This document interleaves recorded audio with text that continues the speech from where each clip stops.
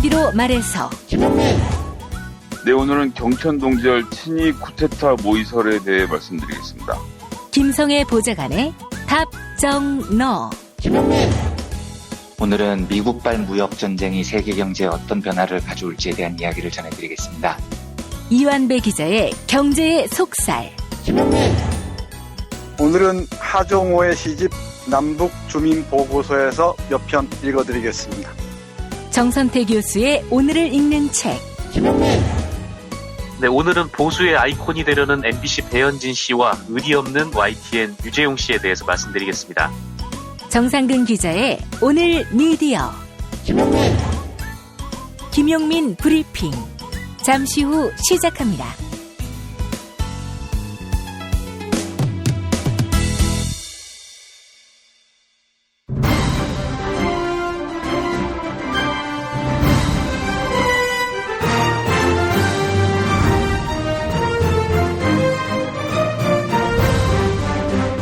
김용민 브리핑.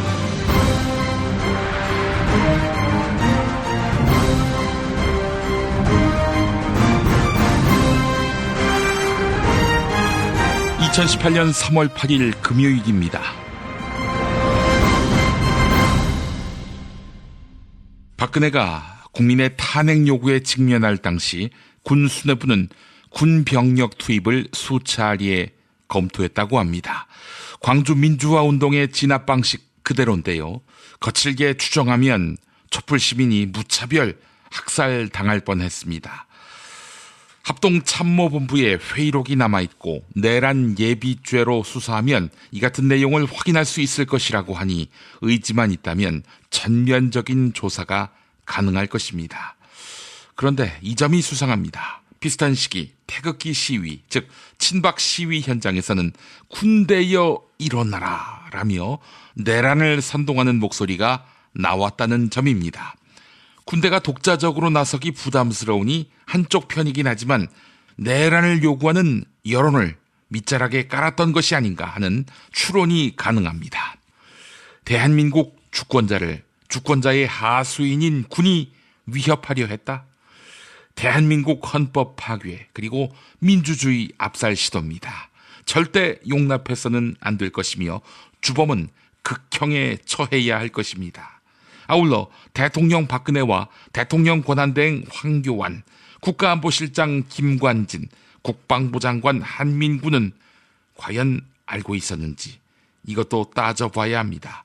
방조라도 했다면 그 역시 극형으로 다스려야 할 것입니다. 문민정부의 하나회 척결로 쿠데타 음모에 씨가 말랐다. 우리는 그렇게 생각해 왔지요. 유신공주 박근혜 휘하의 군이 그 쿠데타를 획책하려 했다. 이런 의혹이 제기됐습니다. 우리에게 5.16 군사반란, 5.18 광주학살은 언제든 재현될 수 있다. 이 교훈으로 헌법 파괴 세력을 엄중히 처단해야 할 것입니다. 그것이 바로 촛불혁명의 제대로 된 교훈 아니겠습니까? 자, 돌아오는 3월 11일 일요일에도 서울 충정로 벙커원에서 도올 김용옥 선생의 마가복음 설교가 이어집니다. 오전 10시 40분부터 시작하는데요. 서울 지하철 2호선과 5호선이 닿는 충정로역 9번 출구 나오자마자 있는 벙커원으로 여러분을 모시겠습니다. 많은 참여 바랍니다. 일요일 아침 10시 40분입니다.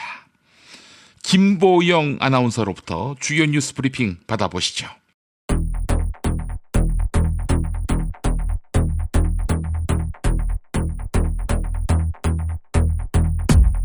정의용 청와대 국가안보실장과 서훈 국정원장이 북한 김정은 노동당 국무위원장의 메시지를 전달하기 위해 미국으로 향했습니다.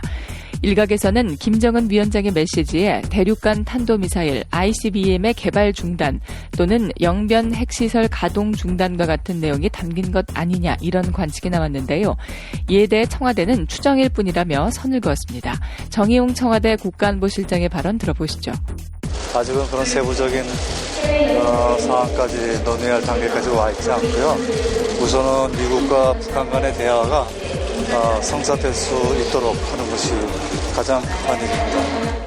일요일에 귀국하는 특사단은 육자회담 당사국인 중국과 러시아 그리고 일본을 잇따라 찾아 비핵화 대화를 위한 여건 조성에 박차를 가합니다.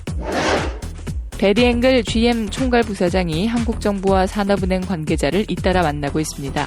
앵글 부사장은 입국하기 직전 한국 GM 사장에게 편지를 보냈는데요. MBC는 앵글 부사장이 GM의 한국 철수 가능성도 간접적으로 시사했다. 이렇게 전하고 있습니다. 한편 이동걸 산업은행장은 GM의 경영 실패로 발생한 구조조정 비용은 절대로 지원하지 않겠다. 이렇게 기존 입장을 재확인했습니다. 이른바 탄핵 정국 당시 군 수뇌부가 군 병력을 동원하는 방안을 논의했다는 주장이 나왔습니다. 군인권센터는 2016년 12월 9일 당시 박근혜 대통령의 탄핵안이 국회에서 가결된 뒤 군에서 군 병력 투입을 논의했다 이렇게 주장했습니다. 탄핵 심판이 기각될 때를 대비해 소요가 발생한다면 무력으로 진압하는 방안을 논의했다는 것입니다. 군인권센터는 군 병력 투입의 근거로 위수령을 검토했다고 주장했는데요. 당시 군 지휘부는 관련 의혹을 강하게 부인했습니다. 배현진 전 MBC 아나운서가 이르면 오늘 자유한국당에 입당합니다. 서울 송파을에서 국회의원 재보궐선거가 치러지는데요. 자유한국당은 배현진 전 아나운서를 서울 송파을에 전략공천하는 방안을 검토 중입니다.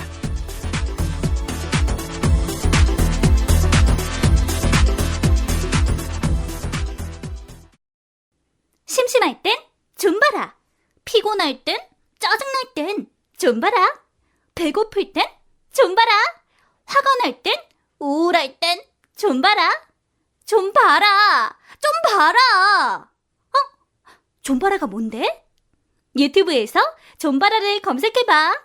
무료로 웹 애니메이션을 볼 수 있는 채널 좀 봐라 TV. 생활인을 위한 꿀팁. 집 두 채에 월 10,000원 화재보험 카페. 화재 배상, 심지어 도난 피해까지. 여기에 더해 가전제품 고장 수리비까지. 우와, 우리 집 말고 부모님 집까지 두 집에 월 10,000원이라고요? 식당, 노래방, 임용실 같은 상가와 숙박업소, 사무실, 공장, 창고, 목조주택까지 모든 업종의 화재보험과 배상 책임보험도 상담해드립니다. 02849-9730. 연중 무휴라 언제든 02849-9730. 최저임금, 꼼수, 불법 신고하세요. 최저임금 올랐다는데 내 월급만 안 올랐네. 신고하세요. 민중당 최저임금 119 운동본부. 상여금을 기본급에 포함시킨다고? 신고하세요. 민중당 최저임금 119 운동본부. 근로시간 줄이기, 식대 기본급에 끼워 넣기. 신고하세요. 070-5118-2119. 카카오톡 검색창에 최저임금 119 운동본부를 검색하세요. 최저임금 지키는 민중당. 답은 이미 정해져 있으니 너는 대답만 해라고 하는 답정너. 아닌데. 답은 정치인데 너만 몰라. 이건데.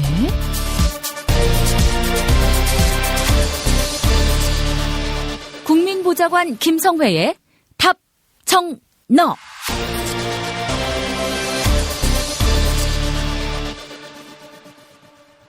김성회 보좌관 만나겠습니다. 김 보좌관님. 네, 안녕하세요. 예. 자, 오늘 어떤 이야기 준비하셨습니까? 군인권센터에서 어제 기자회견을 했죠. 임태원 소장이 발표한 쿠데타 모의설. 너무 충격적인 이야기라. 그런데 이제 이야기의 충격적인 면에 비해서는 언론 보도가 좀 잘 안 되고 있는 것 같아서요. 예. 여기에 대해서 좀 말씀을 드리고자 합니다. 박근혜 퇴진을 요구한 촛불혁명 당시 군이 무력 진압을 모의한 것이 사실로 드러났다. 이게 바로 임태훈 군인권센터 소장의 주장 아니겠습니까? 네, 그렇습니다. 생각해보면 이제 추미애 대표가 군에 개입설이 돈다는 얘기를 사실 옛날에 한번 한 적이 있지 않습니까? 예. 제가 그 얘기 맘마이스를 보면서 들었던 기억이 나는데, 여하튼 당시에는 뭐 그런 것이 정말 가능하겠냐라는 정도로 하고 넘어갔었는데, 이번에 군인권센터의 폭로가 사실이라고 한다면 이거 정말 위기를 넘긴 게 아닌가라는 생각이 들고요. 추미애 대표에게 질문한 사람이 김용민이고, 그 김용민은 5년 전에 아비나 딸이나라는 명언을 또 만들기도 했습니다. 훌륭하신 분이시죠. 제가 생각에 뭐 최고의 언론인이시고요. 또 신학자이시고. 신학자는 아닙니다. 학교를 열심히 다니고 계시지 않습니까? 아유, 너무 힘들어요, 진짜. 이거 뭐, 스케줄 조정하느라고. 예. 네네, 그러시게요. 예. 예. 자, 그래서. 네, 그래서 뭐 이제 간단하게 전모를 설명을 드리면, 2016년 12월 9일에 박근혜 대통령 탄핵소추안이 가결이 되고 난 다음에, 예. 혹시나 헌법재판소가 탄핵 심판을 기각하면, 즉, 박근혜 대통령의 탄핵을 거부하면 군이 병력을 투입해서 이 사회를 안정시켜야 된다. 즉, 친이국 쿠데타를 꾸며야 된다라는 논의가 실제로 이루어졌다라는 주장인 거 아니겠습니까? 실제로 이제 실명이 거론됐는데요. 당시 수도방위 사령관이었던 구홍모 중장, 현 육군 참모차장이고 6세 4식기인 이 사람이 직접 사령부 회의를 주재하면서 소요 사태가 발생하면 무력 진압을 하는 것에 대해서 구체적으로 논의를 했다는 겁니다. 여러 군데에서의 제보가 그렇게 들어왔고 그것들의 논의를 모아봤을 때 그런 결론이 났다는 거고요. 그 당시에 이제 보수단체들이 계엄령 촉구 집회를 하면서 말 안 듣는 빨갱이는 때려잡아야 된다라고 말하던 시기였는데 군이 실제로 병력을 투입할 것을 검토했다는 자체가 뭐 경악을 금치 못할 일인 것 같습니다. 이미 실명도 거론이 됐고 이런 정도라고 하면 이 점에 대해서는 확실하게 살펴봐야 할 거라고 생각하고요. 정말 이런 회의가 있었는지 직접 사령부 회의를 주재해서 소요 사태가 발생했을 때 무력 진압할 것을 논의했는지를 들여다보는 것이 이제 정부의 역할이라고 생각을 하고요. 뭐 이렇게 문제가 되는 이상 전 그렇게 할 거라고 보고 있고 국회도 국회대로 논의를 거쳐서 이제 정부와 이야기해서 이 위수령이라는 것에 대해서 어떻게 할 것인지를 들여다볼 필요가 있지 않겠나라는 말씀을 좀 드리고 싶습니다. 수도방위 사령관이었던 구홍모 중장. 이 사람이 지금 육군 참모차장이네요.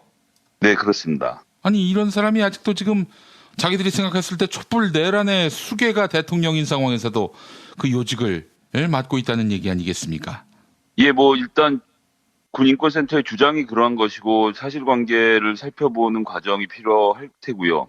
그리고 군은 군대로 위수령이라는 대통령령에 근거해서 자기들이 작전을 짰다라고 변명을 할 가능성이 아주 높죠. 그렇기 때문에 이 법령을 손보는 것이 당연히 필요하겠고 지금 같은 세상에서 누가 위수령을 발표하겠냐라는 좀 아니한 생각은 버려야 되지 않을까 싶은 생각이고요.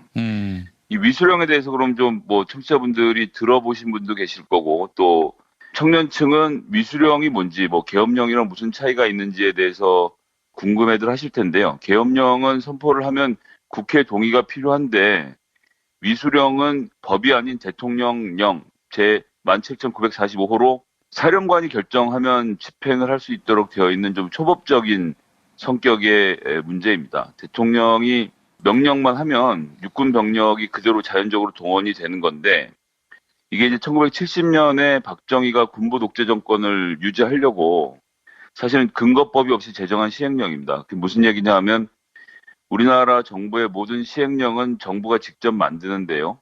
상위 법에 근거해서 그 내용을 자세하게 다루는 게 시행령이거든요. 그럼 위수령이라고 만들어서 군대가 이렇게 움직일 수 있다라고 한다면 그것의 상위법이 필요한 건데 박정희 대통령이 당시에 군을 직접 통괄하기 위해서 말씀드렸지만 법이 있으면 국회가 개입이 되니 행정부가 직접 다룰 수 있도록 위수령을 만들어 놓았던 것이고 이것이 이제 없어져야 할 시점이 됐는데 아직도 남아있는 문제가 있는 겁니다.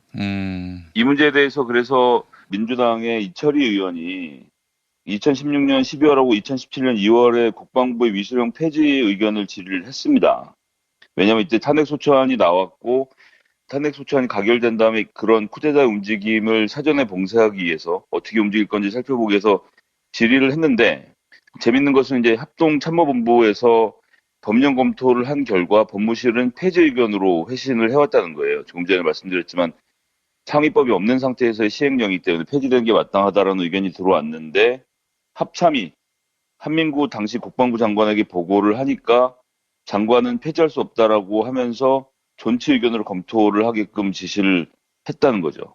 그리고 이제 군인권센터의 주장에 따르면 이 과정에서 국방부 법무관리관 주도하에 추진을 했는데 법무관리관이 이제 청와대 파견 법무관들과 자주 연락을 하면서 교감을 했기 때문에 위수령을 그대로 남겨놓자라는 이야기는 결국 박근혜 대통령이 인지한 가운데 추진한 게 아니겠냐라는 지금 의심을 사고 있는 상황인 겁니다. 이게 우리나라의 가장 큰 비극이자 영웅적인 항쟁이었던 5.18 민주항쟁도 사실 이제 군이 개입을 해서 자국의 국민들을 학살했기 때문에 역사에 커다란 오점으로 남아 있는 것이고, 저희 국민들 입장에서는 국가 권력에 저항해서 민주주의를 지켜낸 하나의 항쟁이기도 했지만요. 그러고 나서 지금 이제 정말 많은 시간이 흘렀지 않습니까? 40년 가까운 시간이 흘렀는데 여기서 다시 이런 식의 검토를 군인들끼리 했다는 것. 위수령은 국회 동의 없이 그냥 진행을 할 수 있기 때문에 탄핵이 만약 기각되었다면 대통령이 국가 질서를 바로잡기 위해서 군에 위수령을 낼 것을 바로 선포하고 당시의 상황을 다시 돌이켜 보시면 만약 탄핵안이 기각됐다면 얼마나 많은 국민들이 길거리로 쏟아져 나왔겠습니까? 당연히 시위는 격화된 양상으로 흘렀을 가능성을 배제할 수 없고요. 그렇게 되면 군인이 그때를 빌미 삼아서 국회 동의 없이 박근혜 대통령의 명령만으로 민간인들을 살상하는 형태로 진압하는 것이 가능했다는 이 모골송연한 사실, 저는 지금이라도 빨리 바로 잡아야 한다고 생각하고요. 예. 이제는 좀 더 본격적으로 논의해서 국방부 법무실도 폐지 의견으로 검토 보고서를 냈다고 하면 이 문제에 대해서 더 진지하게 고민을 해봐야 할 필요가 있겠죠. 박정희 정부건이 그래서 1971년 제7대 대통령 선거 부정선거 규탄 시위 때 하고 79년 부마항쟁 시위 진압의 위수령을 발동해서 병력을 출동시킨 역사가 있거든요. 근데 이제 이렇게 될 경우에 군이 현장에서 폭행을 하거나 절도를 저지른 현행범들을 영장 없이 체포할 수 있는 그런 조항들이 위수령에 들어 있어요. 이거 자체가 불법이고 국민의 기본권을 침해하고 있는 문제라는 것이고 대통령령으로 이렇게 남아있는 것을 빨리 없애야 하는데 여기에 대한 논의가 좀 이루어져야 할 것이라고 보고요. 이 문제를 줄기차게 이철희 의원이 제기해 왔는데 마무리를 지어야 되는 상황이 아닌가라는 생각을 좀 하게 됐습니다. 예.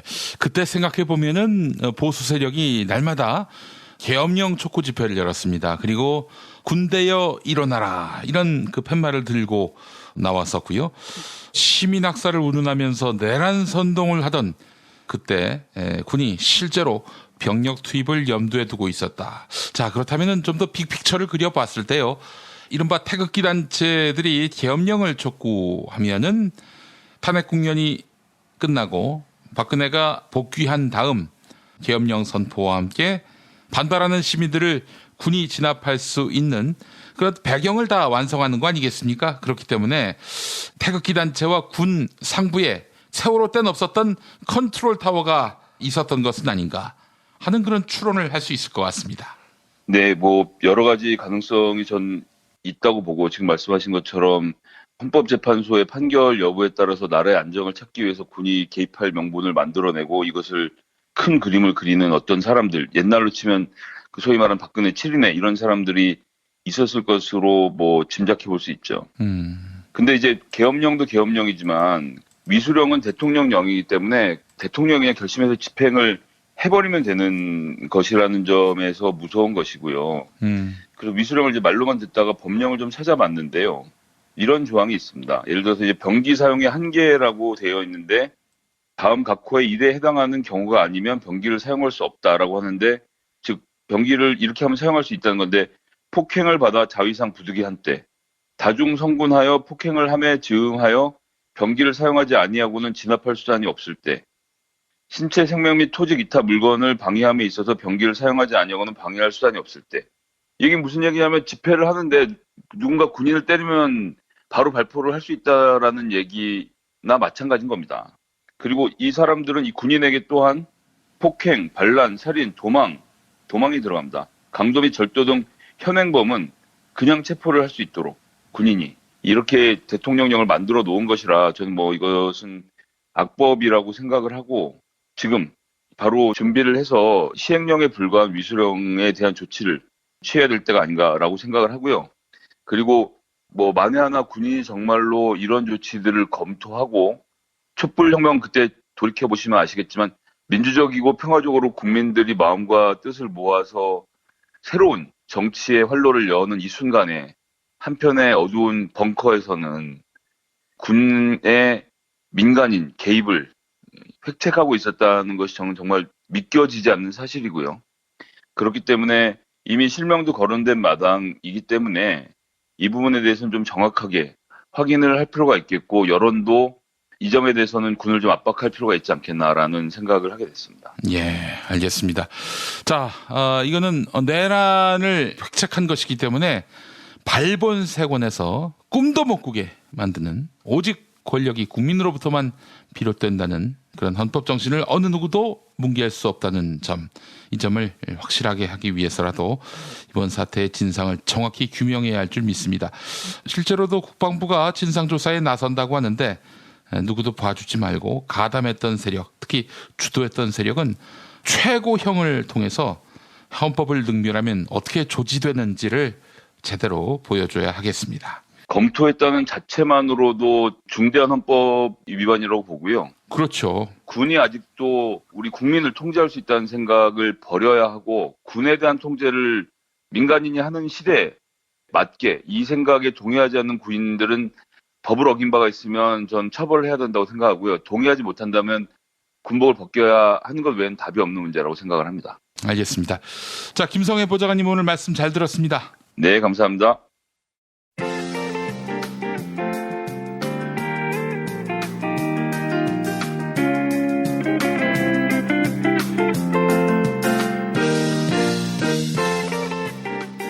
여러분 안녕하십니까? 지금부터 전국 17개 시도교육청과 무관한 2018학년도 뉴스 듣기 능력평가를 시작하겠습니다. 가정이나 직장, 차량, 야외에 계시는 애청자 여러분께서는 팟캐스트의 음량을 알맞게 조절하여 주시고 팟빵 게시판에 정답과 이메일 주소, 사연을 써올리시기 바랍니다. 모든 문제는 한 번씩만 들려드리니 잘 듣고 지시에 따라 물음에 답하시기 바랍니다. 이제 시작하겠습니다. 카카, 큰일 났습니다. 뭐가 또 큰일 났어요? 카카 탄핵 재판 때 군대가 무력으로 촛불 시민을 진압하려던 계획이 만천하에 드러났습니다. 뭐야? 그러면 내가 내란범이 되는 건가? 카카 아셨습니까? 하긴 몰랐을 리가 없겠죠. 군대가 그렇게 하는 건 충성하려고 하는 것이고, 충성한다면 당연히 충성받을 사람한테 표시내지 않았겠습니까? 카카, 우리가 혁명 좀 하겠습니다 이러면서 말이죠. 야, 내가 그런 사람으로 보여? 네, 카카 아빠도 서너 번 군사 반란 일으키려고 시도했다가 끝내 성공했지 않습니까? 아니, 왜 때리십니까? 제가 맞는 말 하지 않았습니까? 그래, 맞는 말에서 맞았잖아. 그런가? 카카, 만약 카카가 사전에 이 쿠데타 모의를 인지했다면 이건 친위 쿠데타 모의가 될 것이고, 친위 쿠데타도 얄짤없이 처벌됩니다. 만약 카카가 쿠데타 지시를 내린 거라면 카카는 사형도 가능합니다. 사형? 장재원이 말대로 되는군요. 30년으로 구형할 바엔 차라리 사형으로 하라, 이렇게 이야기했지 않습니까? 카카, 유산은 당에다가 기부하시면 어떨까요? 씨발 새끼들. 아니, 세상에 쿠데타 계획을 걸리게 만드나? 보안이 왜 이렇게 허술해? 여당 대표 추미애도 모의할 당시부터 다 알고 있었더라고요. 카카, 그러니까 띨띨한 애들 말고 똑똑한 애들 주변에 두셔야지요. 나 모른다고 해. 그것도 순실이가 시켰다고 하라고. 순실이가 군대를 일으켰다. 민간인이? 이 씨발, 이게 나랍니까? 이게 나라냐고요? 박근혜 선대위 총괄본부장님, 1등급 대선 공신님, 부디 족가세요. 문제 드리겠습니다. 쿠데타는 일격을 가한다, 이런 뜻인데요. 이게 어디 말일까요? 아십니까? 알지. 1번 프랑스어, 2번 스페인어, 3번 아랍어, 4번 네덜란드, 5번, 독일어.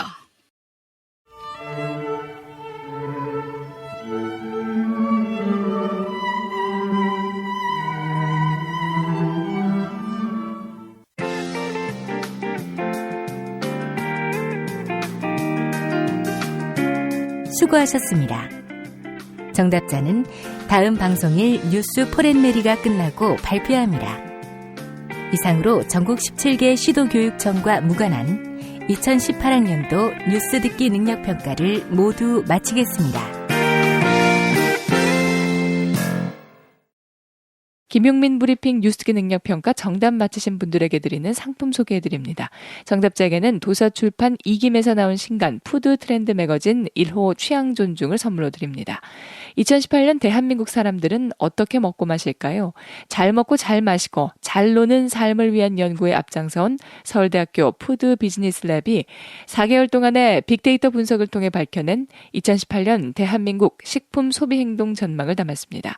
푸드 트렌드 매거진 1호 취향 존중 외식업 종사자 및 식품기업 관계자들의 많은 관심 바랍니다. 다른 정답자에게는 추가드릴 한 아이템 술친굼 한 박스 선물합니다. 포털 사이트에서 술친굼을 검색해주세요. 금일 정답자 가운데 한 분께 남도 먹거리에서 협찬하는 식품 꾸러미 상품 보내드립니다. 인터넷 주소창에 남도먹거리.kr 입력해주세요. 금일 정답자 가운데 다른 한 분께는 골반 보정 속옷 바디로직 리포머 팬츠 보내드립니다. 검색창에서 바디로직을 찾아주세요. 금일 정답자 가운데 다른 한 분께 머문빌리지 이용권 격주로 보내드립니다. 총 3,000평의 대지와 건물 2동을 오직 한 팀에게만 서비스합니다. 애청자 여러분의 성원에 힘입어서 일요일과 평일에 가격을 대폭 낮춘 머문빌리지 할인 행사를 진행하고 있습니다. 포털 사이트에서 머문빌리지를 찾아주세요. 클로징 사연 소개된 분께는 별을 따다 구운 가재에서 만든 강릉 두부도넛 선물합니다. 주문전화 033-646-2668 인터넷 주문 베이킹파머.co.kr입니다. 팟빵 게시판에 사연과 함께 이메일 주소를 올려주세요. 김용민 브리핑 뉴스기 능력평가 오늘도 많은 참여 바랍니다. 야, 너 홍어 판다 그랬지? 팔지. 근데 홍어가 진짜 그렇게 몸에 좋아? 아니 끝내준다니까. 우리 엄마 관절염인데? 홍어. 나 숙취는? 홍어. 마누라 다이어트는? 홍어. 큰 이모 변비? 홍어. 작은 형 소화불량은? 홍어. 여동생 피부? 홍어. 큰 누나 주름? 홍어. 명절 때 선물은? 홍어라니까. 근데 비싸지? 별나 싸고 열나 맛있는 홍어가 있다니까. 어디? 알싸한 홍어. 1599-6456.com 혹은 1599-6456 전화 주문도 가능합니다. 골반 잡자 바로 잡자 바디로직 허리 통증 바로 잡자 바디로직 몸매 교정 바로 잡자 바디로직 자세가 좋아지는 골반 교정 타이즈 바디로직 검색창에 골반 교정 바디로직 삐딱한 남성 골반 허리에도 역시 바디로직입니다. 바디로직의 효과를 못 느끼셨다면 100%의 환불해드립니다. 자세한 환불 조건은 홈페이지를 참조하세요. 장실 굿모닝 화장실 바나 굿모닝 바나나 미궁 대장사랑 혈중 콜레스테롤 개선과 배변 활동 원활에 도움을 줄 수 있는 건강기능식품 광고입니다. 이건 제가 써보니까 효과가 있는 것 같아요. 스페이드 퀴즈입니다. 돌잔치, 채순잔치, 가게 홍보, 체육대회, 창사기념일. 정답! 기념품! 문제를 끝까지 들으셔야죠. 이럴 때 사용하는 판촉물이나 기념품, 답례품, 단체 선물 등을 취급하는 전문업체로서 국민을 위해 제대로 일하는 언론과 정당에 후원을 하는 판촉물 전문업체는 어디일까요? 정답! 네피알! 네? 어디라고요? 네피알! 네, 정답입니다. 판촉물이나 단체 선물이 필요할 때 이왕이면 우리 편 회사 네피알을 찾아주세요. 인터넷 검색창에 네피알을 치시거나 032-519-4800으로 전화주시면 친절하게 상담해드립니다. 그런데 상품은 뭔가요? 네피알에 가서 고르세요. 3만 가지가 넘는 물품이 있어요.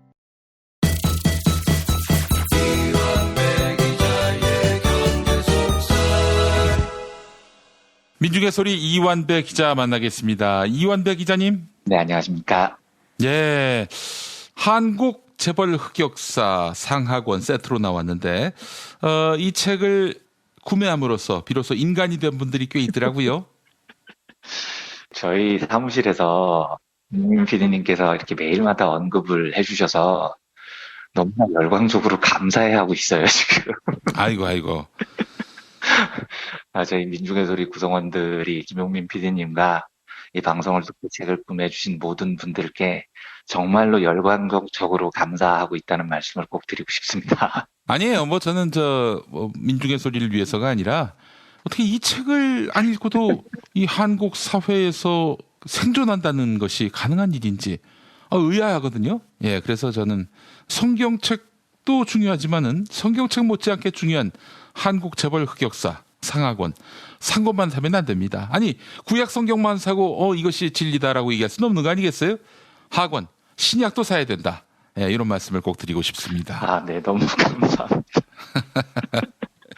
제가 뭐라고 말씀을 드려야 될지는 모르겠는데, 어쨌든 많은 관심 보내주시면 저희 작은 언론사지만 살아가는데 큰 도움이 될 것 같습니다. 하여튼 고개 푹 숙여서 감사의 말씀을 드리겠습니다. 네, 국민들한테 배반하지 않기로 한 민중의 소리 많이 사랑해 주시기 바라겠습니다. 자, 그래요.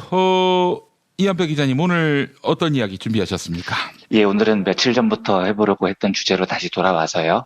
미국발 무역전쟁이 세계 경제에 어떤 근본적인 변화를 가져올지에 대한 이야기를 전해드리려고 합니다. 간략하게 며칠 동안 진척됐던 뉴스들부터 전해드리겠습니다. 지난주 금요일에 전해졌던 뉴스가 이제 트럼프가 1, 2, 3번 보기 중에서 1번을 선택했다는 뉴스였죠. 그래서 전 세계 모든 나라에 골고루 엿을 먹이겠다고 했던 요 뉴스였습니다. 이게 근데 확정이 아니었고 트럼프가 철강업종 대표들을 모아놓고 했었던 말이고요. 사실상 확정이죠. 그 정도면요. 그리고 아마 지금 이 방송을 청취자 여러분들께서 들으시는 시간, 금요일 오전 중에 트럼프가 최종 확정을 할 겁니다. 직접 서류에 서명을 하는 시간이 금요일 오전이 됩니다. 그래서 방송을 들으시는 분들은 최종한 서명 뉴스를 이미 알고 이 브리핑을 들으실 것 같아요.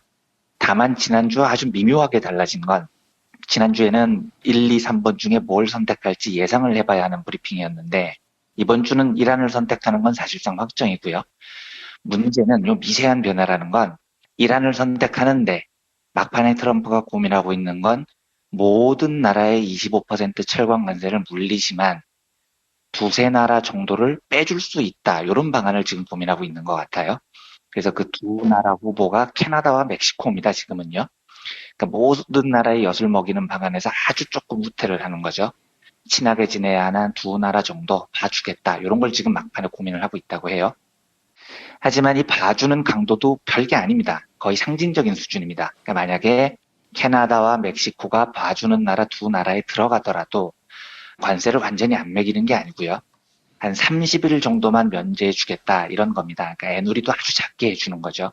그리고 그 면제를 30일 이상 연장할 것이냐 마냐 요건 캐나다하고 멕시코가 하는 거 봐서 결정하겠다. 지금 이런 상황입니다. 예. 이 정책은 제가 보기에 로마 시대 이후부터 지배자들이 피지배 계급을 지배할 때 사용했던 분할 통치, 디바이드 앤 룰이라고 하죠. 요 기술을 쓰려고 하는 것 같습니다. 전 세계를 다 엿을 먹이는데 그 중에서 내 말을 제일 잘 듣는 두 놈 정도는 구제해 주겠다. 이런 얄팍한 기술을 쓰는 겁니다. 그래서 이런 분할 통치를 통해서 다른 국제사회에도 메시지를 던지는 거죠. 내 말 잘 들으면 봐줄 수도 있어. 그러니까 내 말 좀 잘 듣자. 이런 메시지인 것 같아요. 아주 얄팍한 기술인데 생각해보면 미국 입장에서 쓸만한 기술인 것 같기는 해요. 왜냐하면 모든 나라에 엿먹이는 방안이 발표된 이후에 EU나 중국 할 것 없이 거대 경제 블록들이 엄청나게 반발을 하고 있죠. 또 미국 내에서도 트럼프 보호무역에 대한 비판의 목소리가 엄청납니다. 특히 미국의 자본가 월가는 거의 히스테리에 가까운 반응을 지금 보이고 있습니다. 수십 년 동안 공들여서 구축했던 전 지구적 자유무역 착취 시스템을 트럼프가 박살을 내고 있으니까요. 이것 때문에 게리 콘 백악관 국가경제위원회 위원장이 최근 사임을 했습니다. 이 게리 콘이라는 사람은 백악관 내에서 자유무역을 옹호하는 진영의 리더 같은 사람이었어요. 그리고 월가를 대표하는 사람이었는데 게리 콘은 애초부터 트럼프의 보호무역에 대해서 내 자리를 걸고 막겠다 이렇게 나섰던 사람이에요. 그런데 그 투쟁에서 결국은 패배를 했습니다. 그래서 이제 사임을 하고 나온 거죠. 뉴욕타임즈 보도를 보니까 게리 코네사임을 이렇게 보도를 합니다. 트럼프 대통령의 관세 폭탄 계획을 놓고 벌어진 백악관 내부 투쟁에서 패배할 것으로 보이는 가운데 사임이 이뤄졌다. 이렇게 해석을 하더라고요. 보셨듯이 지금 이런 식으로 트럼프 보호무역은 거대 경제 블록의 강력한 반발, 그리고 미국 내 자유주의, 자본가 세력의 강력한 반발, 여기에 직면해 있습니다. 반발이 생각보다 너무 거세니까 이 반발을 뚫기 위해서 낸 아이디어가 분할 통치. 한 두 나라 정도 면제해 줄게, 뭐 이런 거죠.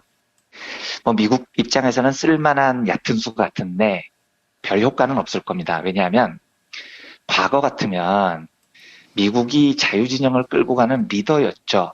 그래서 미국의 한마디가 자유진영에서는 곧 법이었습니다. 그런데 지금은 미국의 보호무역의 거대 블록, 심지어 미국 내부에서도 반대하고 있잖아요. 그러니까 트럼프의 미국은 지금 힘이 엄청나게 딸리고 있는 겁니다. 딸리니까 저런 짜친 분할 통치 같은 기술을 사용하는 거죠. 과거 같으면 나를 따르라 이 한마디면 됐던 게 한계가 느껴지니까 야, 내 말 좀 들어. 떡고물 좀 줄게. 뭐 지금 이런 지경까지 미국이 온 겁니다. 이 부분에 대해서 국내 언론이 주목하는 건 우리도 저 떡고물을 먹는 국가에 포함이 될 수 있을까? 여기에 관심을 많이 갖고 있습니다.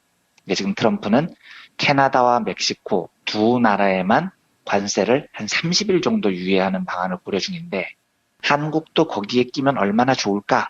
과연 낄 수 있을까? 여기에 국내 언론들이 주목을 하고 있어요. 실제로 국내 통상 관계자들도 미국 정부를 통해서 로비를 하고 있는 것 같습니다. 저기에 끼면 나쁠 건 없는 거니까요. 근데 다만 정치자분들이 뉴스를 어떻게 들으실지는 모르겠지만 결과가 났을 테니까요. 근데 결과적으로 우리가 저기 끼지 않더라도 아무 상관이 없습니다. 이건 덤 같은 거예요. 끼면 좋은 거고 안 끼어도 아무 상관이 없습니다. 아주 미세한 차이일 뿐이죠. 50% 넘는 관세 폭탄을 맞을지도 모른다는 뉴스에도 국내 철강업체 주가가 올랐다고 말씀드렸죠. 그런데 이제는 끽해봐야 25%입니다. 이건 아무것도 아닌 거예요. 저희 25% 관세도 30일 면제를 받는데 낀다면 좋은 겁니다. 그런데 못 받아도 아무 상관없다는 겁니다. 다만 제가 약간 재미삼아 생각을 해본 건 확률은 별로 안 높아 보이지만 만약에 우리나라가 캐나다, 멕시코와 함께 면제받는 국가에 낀다면 이 확률은 별로 안 높습니다. 그러니까 기대는 안 하시는 게 좋을 것 같은데 만약에 낀다면 조중동이 참 뻘쭘하겠다는 생각은 들어요. 그러니까 이쪽 시각은 문재인이 잘못해서 우리만 관세 폭탄 맞았다 이 지랄을 하던데 갑자기 미국이 관세를 면제해주는 새 나라에 우리가 들어가면 얼마나 뻘쭘하겠습니까? 그런 재미난 상상은 되더라고요. 근데 하지만 그 떡고물 국가에 포함이 안 돼도 아무 상관없으니 전혀 개의치 않아도 되고요. 들어가면 좋은 거다. 이런 덤 정도로 생각하면 될 것 같습니다. 예. 이까지 며칠 동안의 진행 상황 점검을 마치고요. 지금부터는 좀 근본적인 이야기를 해보겠습니다. 자본주의가 시작된 이래 세계 자본주의의 역사는 크게 거대한 변곡점을 두 번을 맞습니다. 그러니까 자본주의가 출범한 이후 1930년대까지 지속됐던 이른바 고전학파의 시대라고 하는데요. 이 시대는 간단히 말하면 시장을 숭배했던 시기고요. 저는 그냥 착취의 시대 이렇게 부릅니다. 그런데 역사적으로 보면 이런 착취의 시대는 반드시 종말을 맞습니다. 이건 제가 예언을 하는 게 아니고 상식이 그런 겁니다. 왜냐하면 자본이 노동을 엄청나게 착취를 해요. 그러면 노동이 가난해지겠죠. 이게 자본 입장에서 좋은 게 아닙니다. 왜냐하면 물건을 만드는데 팔리지 않기 때문입니다. 노동자는 곧 소비자이기도 하니까요. 그래서 자본이 노동을 착취하면 착취할수록 착취의 시대가 길어질수록 자본이 만든 물건이 팔 곳이 없어지는 딜레마가 반드시 존재합니다. 이건 자본주의의 숙명 같은 거예요. 그러니까 마르크스 같은 학자는 이 숙명을 간파를 하고 자본주의가 결국은 붕괴를 하고 사회주의가 올 거라고 얘기를 했던 거죠. 물론 사회주의가 올 거라는 마르크스의 예언은 틀렸지만 적어도 끝없는 착취의 시대는 언젠가 끝난다. 이 예언은 매우 지당한 겁니다. 상식적인 추론에 의해서 나온 결론인 겁니다. 1930년대 벌어졌던 대공황, 이게 바로 그런 관점에서 발생했던 사태였던 겁니다. 자본이 200년 가까이 노동을 착취하다 보니까 노동자는 거덜이 났고 공장에서 만든 물건은 산더미처럼 쌓였는데 그 물건이 안 팔립니다. 이게 결국은 대공황이라는 엄청난 경제 참사로 이어졌던 거죠. 이 위기를 자본주의는 복지의 시대를 열면서 극복을 합니다. 이 존 메이너드 케인즈라는 전제적인 경제학자의 등장이 계기가 되죠. 케인즈는 위기를 극복하는 아주 간단한 해법을 제시하는데 그건 문제가 자본이 노동을 너무 심하게 착취해서 생긴 거니까 간단하게 그냥 돈을 노동자들에게 나눠주자. 복지 정책을 펼치자. 이런 제안을 합니다. 그리고 이런 복지 정책을 중심으로 케인즈의 경제학이 한 40년 정도 세상을 지배합니다. 이걸 이제 저는 복지의 시대라고 불러요. 복지의 시대는 1980년에 레이건과 대처의 등장, 신자유주의의 시작으로 이제 끝이 납니다. 복지의 시대가 마무리되고 다시 착취의 시대가 시작이 된 거죠. 그래서 정리를 해보면 자본주의 출범 이래 1930년 대공황이 계기가 돼서 착취의 시대가 마무리되고 복지의 시대가 시작됩니다. 이때가 한번 큰 변곡점이었고요. 1980년 레이건과 대처의 등장을 계기로 복지의 시대가 마무리되고 착취의 시대가 시작됩니다. 이때가 두 번째 변곡점이었어요. 제가 지루한 역사 이야기를 길게 드리는 이유는 이 두 번의 거대한 변곡점을 거쳤던 현대 자본주의가 세 번째 변곡점을 맞을지도 모른다는 이야기를 드리고 싶어서입니다. 그러니까 지금 우리가 살고 있는 2018년이요. 자본주의의 역사에서 거대한 변화가 생기는 시점일 가능성이 저는 꽤 있어 보여요. 그러니까 신자유주의가 지배했던 40년 가까운 착취의 시대가 종말을 고하고 있다는 거죠. 왜냐하면 제가 아까 말씀드렸듯이 착취의 자본주의는 반드시 끝이 나게 돼 있기 때문입니다. 자본이 노동을 착취하면 착취할수록 물건을 못 팔게 되니까요. 그건 끝이 나는 시대입니다. 그리고 지금이 바로 그때죠. 트럼프가 미국 자본가들의 반대를 무릅쓰고 저 보호무역을 강행하는 이유도 노동자들의 마음을 얻기 위해서예요. 노동자들의 분노를 이용하려고 트럼프는 보호무역을 지금 강화하고 있습니다. 문제는 지금이 만약 그 거대한 변곡점의 시기라면 세계 경제가 굉장히 큰 혼란에 빠질 가능성이 높다는 점입니다. 이게 표본이 많지 않아서 단정하기는 어렵지만요. 논리적으로 상상을 해보면요. 과거의 두 번의 거대한 변곡점은 성격이 굉장히 다릅니다. 1930년, 즉 착취의 시대가 복지의 시대로 넘어오는 순간에는 대공황이라는 세계적인 경제 혼란이 벌어졌어요. 근데 반면에 비교를 한번 해보십시오. 1980년 신자유주의의 등장, 즉 복지의 시대에서 착취의 시대로 넘어오는 과정은 상대적으로 굉장히 부드럽게 넘어옵니다. 이게 왜 그러냐면 착취의 시대에서 복지의 시대로 넘어가는 국면에서는 자본을 힘으로 제어해야 되기 때문입니다. 자본은 본능적으로 착취를 멈추지 않는 습성을 가지고 있어요. 그리고 힘이 마땅하죠. 그래서 대공황 같은 엄청난 사태가 벌어지기 전까지는 자본은 질주를 멈추지 않습니다. 그리고 그 질주를 멈출 대항 세력의 힘도 자본에 비해서는 굉장히 약하죠. 그러니까 결국 어떤 지경까지 와야 착취의 시대가 끝이 나냐면 대공황 같은 폭망을 한번 거쳐야 자본의 힘이 비로소 제한이 되는 겁니다. 세상이 한번 망해봐야 그제서야 자본 니들이 너무했구나. 이제 너희들은 좀 찌그러져 있어야 되겠구나. 이런 여론과 대항의 힘이 생기는 거죠. 그런데 반면에 복지의 시대에서 착취의 시대로 넘어오는 국면을 보면 이건 그냥 자본이 힘으로 밀어붙여서 이루어지는 겁니다. 신자유주의를 구상했던 월가 세력들이 오랫동안 힘을 비축한 다음에 레이건이나 대처 같은 얼굴 마담을 내세워서 삽시간에 세상을 장악해버리죠. 그리고 특히 복지의 시대가 한참 진행이 되는 국면이 되면 우리 민중들도 탐욕에 빠지는 경우가 많아요. 와, 신자유주의, 부자들의 세상, 멋질 것 같아. 나도 부자가 될 수 있을 것 같아. 이런 탐욕을 유발하기 때문에 의외로 평등과 복지의 세상이 허물어지는 과정은 세계 경제의 폭발적인 위기 같은 게 없이 그냥 부드럽게 자본의 의도대로 쓱 넘어갑니다. 우리 역사를 봐도요, 비슷합니다. 잘 생각을 해보십시오. 김대중 정권이 집권을 했을 때, 역사상 처음으로 수평적 정권 교체가 일어났을 때 시대가 어떤 시대였었을까요? IMF라는 엄청난 경제적인 사고가 터졌습니다. 이 정도 돼야 사람들이 이거 보수 정권과 자본이 결탁을 해서 만든 세상은 이렇게 위험하구나 하고 깨닫는 겁니다. 그리고 IMF라는 폭망의 사태가 돼서야 우리에게는 평등의 시대를 이끌 지도자가 필요하구나 하고 깨닫죠. 그러니까 한번 나라가 망해봐야 이런 깨달음이 옵니다. 그런데 김대중 노무현 두 평화의 시대를 거쳐서 10년이 지나고 났더니 이명박으로 넘어가는 과정을 보세요. 너무 쉽게 쓱 넘어가 버리는 겁니다. 사람들이 살만해지고 세상이 좋아졌을 때 우리 더 큰 부자가 될 수 있어. 라는 탐욕을 자극을 하고요. 또 자본이 목숨을 걸고 이명박을 막 밀고요. 이래버리면 자본의 강대한 힘과 사람들의 탐욕이 결합하면서 보수화되는 국면은 그냥 부드럽게 쓱 넘어가 버려요. 그리고 다시 보수 정권 10년을 거친 다음에 9년이죠, 정확하게. 문재인 정부로 넘어오는 과정을 보십시오. 거의 혁명적인 과정을 거친 겁니다. 이 말은 역사적으로 이게 전 세계적으로 늘 그랬다는 겁니다. 착취의 시대는 엄청난 혼란을 겪어야 평등과 복지의 시대로 변하는데요. 복지와 평등의 시대는 그냥 자본이 힘으로 밀어붙이면 부드럽게 착취의 시대로 넘어가 버려요. 그러면 2018년 이 국면은 40년 가까이 이어졌던 신자유주의 착취의 시대가 마무리되는 국면일 건데요. 이 말은 엄청난 국제적인 경제 혼란이 발생할 가능성이 있다는 겁니다. 그래서 많은 세계적인 경제석들이 트럼프의 보호무역이 유발할 무역전쟁은 대공황에 버금가는 경제적 혼란을 유발할 수도 있다. 이렇게 전망을 합니다.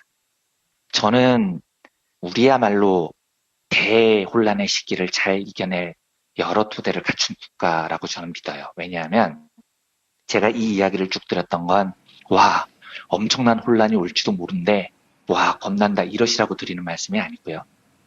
이 혼돈의 시대에 대해서 준비를 잘 해야 되는데 우리 조건이 상당히 좋습니다. 그러니까 여러 국제사회를 보면 그 혼란의 시대에 민중들이 엇갈려서 영국은 브렉시트 같은 선택을 하고 미국은 트럼프 같은 또라이를 지도자로 뽑지만 우리는 우리 스스로 이미 1년 전에 혼란을 극복하고 민주정부를 세웠으니까요. 그리고 지금 민주정부에 대한 국민들의 지지가 굉장히 강하죠. 그러면 우리가 해야 할 일은 이 보호무역 시대에 무역전쟁이 촉발할 국제적인 경제 혼란에 대해서 능히 이겨나갈 내적인 힘을 비축하는 겁니다. 그리고 그 힘이 지금 정부에 있어요. 무슨 말이냐면 착취의 시대는 대혼란을 거쳐서 결국 복지의 시대로 변하게 될 텐데 그 사이에 있을 엄청난 혼란을 우리는 남들에 비해서 훨씬 줄여나갈 수 있다는 겁니다. 자유무역 시스템으로 구성된 전 지구적인 착취 구조에서 우리가 빨리 탈피하는 겁니다. 지금이야말로 내수경제의 중심으로 국제경제가 아무리 혼란스러워도 훨씬 충격을 덜 받는 내수 중심의 경제 구조로 바꿀 절호의 기회가 온 거죠. 전 세계적으로요. 지난해부터 소득주도 성장을 강하게 밀어붙이는 나라가 몇 개 될 것 같습니까? 거의 없어요. 우리나라가 그 중에 하나입니다. 대단한 겁니다. 소득주도 성장이 문제를 해결할 유일한 대안이라는 건 여러 학자들이 주장을 하고 있지만 그걸 실질적으로 실시하고 있는 나라는 과거의 수출주도 경제, 자유주의 무역 경제에 속했던 나라들 중에 이렇게 빨리 변모하는 나라는 우리나라가 거의 유일합니다. 그렇다면은 이걸 지속적으로 주도해 나가면 이렇게 되는 거죠. 자유무역에 의지하던 여러 국가들이 보호무역 시대의 큰 경제적인 혼란을 맞겠지만 우리는 남들보다 한 발 빨리 대비를 할 수 있습니다. 혼란 속에서 복지의 시대를 여는 선두주자가 될 수 있죠. 지금이 우리나라에는 그 어느 때보다도 복지의 시대를 열 경제정책이 필요한 때입니다. 수출주도 시대는 막을 결국 내리게 될 겁니다. 그게 제가 몇 년 내에 온다고 장담은 못해도 자유무역에 의지한 전 지구적인 착취구조는 막을 내리는 게 운명 같은 거예요. 그리고 그 대안은 내수 중심의 경제 시스템을 갖춰나가는 거죠. 이 혼란의 시기에 우리 정부가 지금 하고 있는 소득주도 성장을 굳건히 이끌어 나가야 됩니다. 그리고 다양한 복지 정책을 펼치면서 복지의 시대를 준비하는 겁니다. 저는 이걸 어떻게 표현을 하냐면 안보나 통일 문제에 대해서 우리나라가 운전석에 앉는 것과 비교를 해서요. 경제적인 격변기 시대에 우리나라가 경제의 운전석에 앉는 모양 이런 걸 저는 상상해봐요. 그러니까 세계적인 모델을 만들 수 있는 겁니다. 엄청난 수출주도 국가였던 대한민국이 자유무역이 붕괴되면 제일 엄청난 혼란을 겪을 것 같았던 나라가 그 소득주도 경제 시스템을 빠른 속도로 만들어 나가면서 위기를 극복하는 훌륭한 모범적인 모델을 만들 수 있는 겁니다. 그런 의미에서 세계적인 경제 혼란이 닥칠지도 모르겠지만 소득주도 성장론은 그래서 더 지속돼야 하고 더 강하게 추진돼야 한다는 말씀을 드리고 싶어서 오늘 이 이야기를 정리해봤습니다. 예, 알겠습니다. 이완배 기자님 오늘 말씀 잘 들었습니다. 네, 감사합니다. 부모님의 생신 또는 기념일에 아주 특별한 선물을 준비하고 계십니까? 부모님의 소중한 일생을 되돌아볼 수 있는 기억의 책을 선물해보세요. 부모님의 어린 시절부터 젊은 시절 그리고 노년에 이르기까지 그 누구보다 치열하게 살아온 삶의 여정을 한눈에 모아볼 수 있도록 최고 100장까지 들어가는 사진첩과 더불어 기자들이 직접 인터뷰를 통해 작성하는 생애사까지 더해져 오직 부모님만을 주인공으로 하는 세상에 다시 없을 고품격 기억의 책을 10년 노하우로 특별 제작해드립니다. 200페이지 분량 12권에 2부까지 함께 드리는 구성으로 440만 원에 모십니다. 한평생 가족을 위해, 자녀를 위해 헌신해 오신 부모님. 아주 오래 기억에 남을 뜻깊은 선물. 지금 신청해 보시죠. 평범한 사람들의 아주 특별한 기록. 기억의 책 만민보. 문의전화 1877-1419 1877-1419 민중의 소리.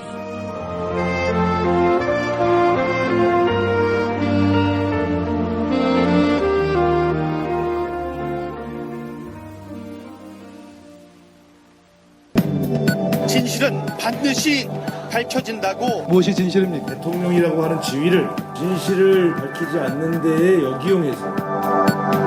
김보영 아나운서가 함께합니다. 아프니까 팩트다.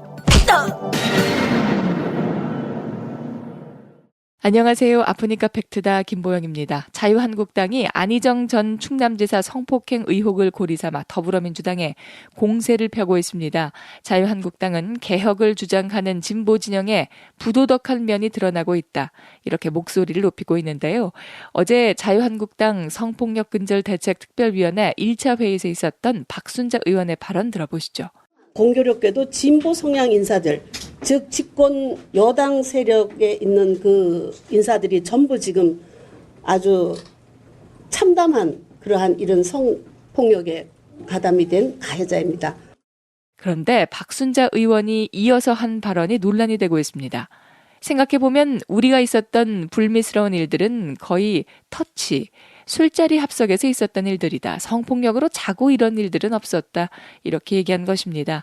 박순자 의원은 자유한국당 성폭력 근절 대책 특별위원회에서 위원장을 맡고 있는데요. 오마이뉴스는 박순자 위원장이 성폭력 문제의 본질을 호도하고 있다고 꼬집었습니다. 성폭행이 강도는 더 세지만 성희롱과 성추행도 모두 성폭력 범죄인 것은 마찬가지다라는 지적이 나오고 있는 것이죠. 박순자 위원장의 인식과는 달리 자유한국당은 경중과 상관없이 성폭력을 징계 대상으로 삼고 있습니다. 자유한국당 윤리강령 제21조 성희롱 등 금지 조항은 경위를 불문하고 성적 혐오감 및 수치심을 유발하는 발언 또는 행동을 하여서는 아니 된다. 이렇게 규정하고 있습니다. 특히 이 조항에는 회식에서 성비하 발언 또는 부적절한 신체적 접촉으로 무리를 일으키지 않아야 한다. 이런 경고도 나와 있습니다. 이런 윤리강령에 대해 오마이뉴스는 놀라울 만큼 진보적이다. 이렇게 비꼬았습니다. 자유한국당의 전신인 한나라당 그리고 새누리당과 관련된 성폭력 보도는 인터넷 검색을 통해서 쉽게 찾아볼 수 있기 때문입니다. 가장 최근에는 이만우 전 새누리당 의원이 성폭행을 시도하다 상해를 입힌 혐의로 구속된 바 있습니다. 심학봉 전 새누리당 의원은 성폭행 혐의로 2015년 8월 탈당했으며 2002년 정인봉 전 한나라당 의원은 출입기자를 상대로 성적 접대를 해 의원직을 상실했습니다. 특히 박순자 의원이 언급한 터치로 당에서 제명된 인물도 있습니다. 2014년 박희대 전 국회의장은 골프장 캐디 직원을 강제 추행한 혐의로 기소된 바 있죠. 지금까지 아프니까 팩트다였습니다. 한글도 남보다 빨리 깨치고 참 똑똑했는데 갈수록 실력이 뒤처지는 것 같아 걱정이에요. 혹시 초등학교 교과서 본 적 있어요? 어려운 어휘가 너무 많아요. 학교에서는 어휘 개념을 하나하나 설명해줄 시간이 정말 부족하잖아요. 그럼 어떡하죠? 내 아이의 어휘만큼은 내가 책임져야죠. 어휘 공부의 정성. 초등어휘 3000, 초등어휘 5000. 검색창에 초등어휘 3000을 쳐보세요. 엄마, 이거 뭐야? 된장찌개 너무 맛있다. 아, 그거 저번에 멸치 맛있다 그랬지? 바보 멸치에서 국물팩이 새로 나왔다기에 그걸로 국물을 내봤지. 솜씨 좋은 엄마가 센스까지 있으시네. 100% 국내산 천연 재료로 만든 바보 국물팩. 바보 저염 멸치와 새우 중 가장 맛있는 중화새우를 넣어 단맛과 깊은 맛이 깔끔하게 우러납니다.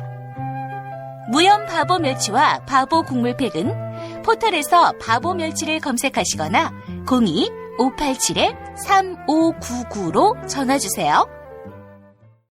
오늘 녹음 끝나고 한 잔? 술 끊는다며. 새해가 되면 술 끊겠다는 결심들 많이 하시는데요. 네. 쓸데없는 짓 하지 마시고요. 네, 술 친구미 있잖아요. 아니 다들 술자리만 있으면 오라고 난리잖아. 술친금 들고 가야지. 술친금을 그렇게 퍼주니까 부르지. 술친금이 있어야 술자리가 오래 간단 말이야. 내 친구들이 전부 다 술친금 인정했어. 오빠도 한 잔 콜? 그렇다면 가지야. 네이버에 술친금을 검색하세요. 멀쩡합니다. 진짜.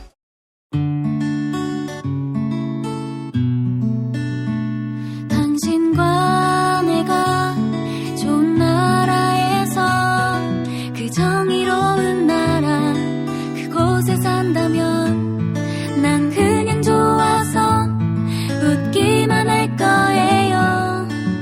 당신의 뉴스 보좌관 김용민 브리핑.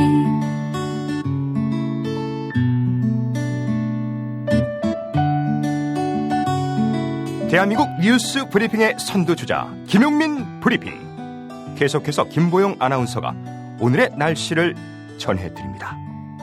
날씨를 전해드리겠습니다. 오늘 아침은 기온이 다소 떨어지며 꽃샘추위가 찾아옵니다. 아침 기온 서울 0도, 대전 영하 2도, 대구 영하 1도를 나타내겠습니다. 여기에 찬바람이 더해지며 체감 온도는 더 낮겠는데요. 낮 동안에는 기온이 제법 오릅니다. 낮 기온 서울 8도, 춘천 8도, 전주 9도, 부산 9도로 예상됩니다. 미세먼지 농도는 전국에서 보통 단계를 나타낼 전망입니다. 여기는 대한민국 브리핑 1번지 김용민 브리핑입니다.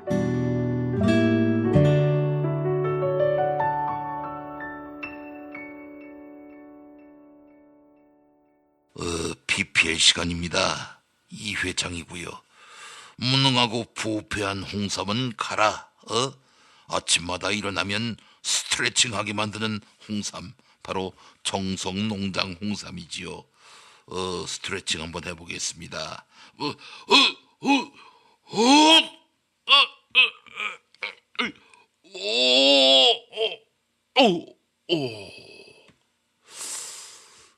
여보, 저출산 시대에 우리도 애국하자고. 나 가능해요. 정성농장 홍삼이 있으니까. 그 김종인이라고 봐요. 그 미궁 대장사랑 윤모씨, 그 사용후기 읽어드리도록 할게요. 과민성 증후군이지만 그 술을 자주 마셨을 적에 항상 속이 불편하고 화장실을 굉장히 자주 가는 일을 만들었다고 보는 거지.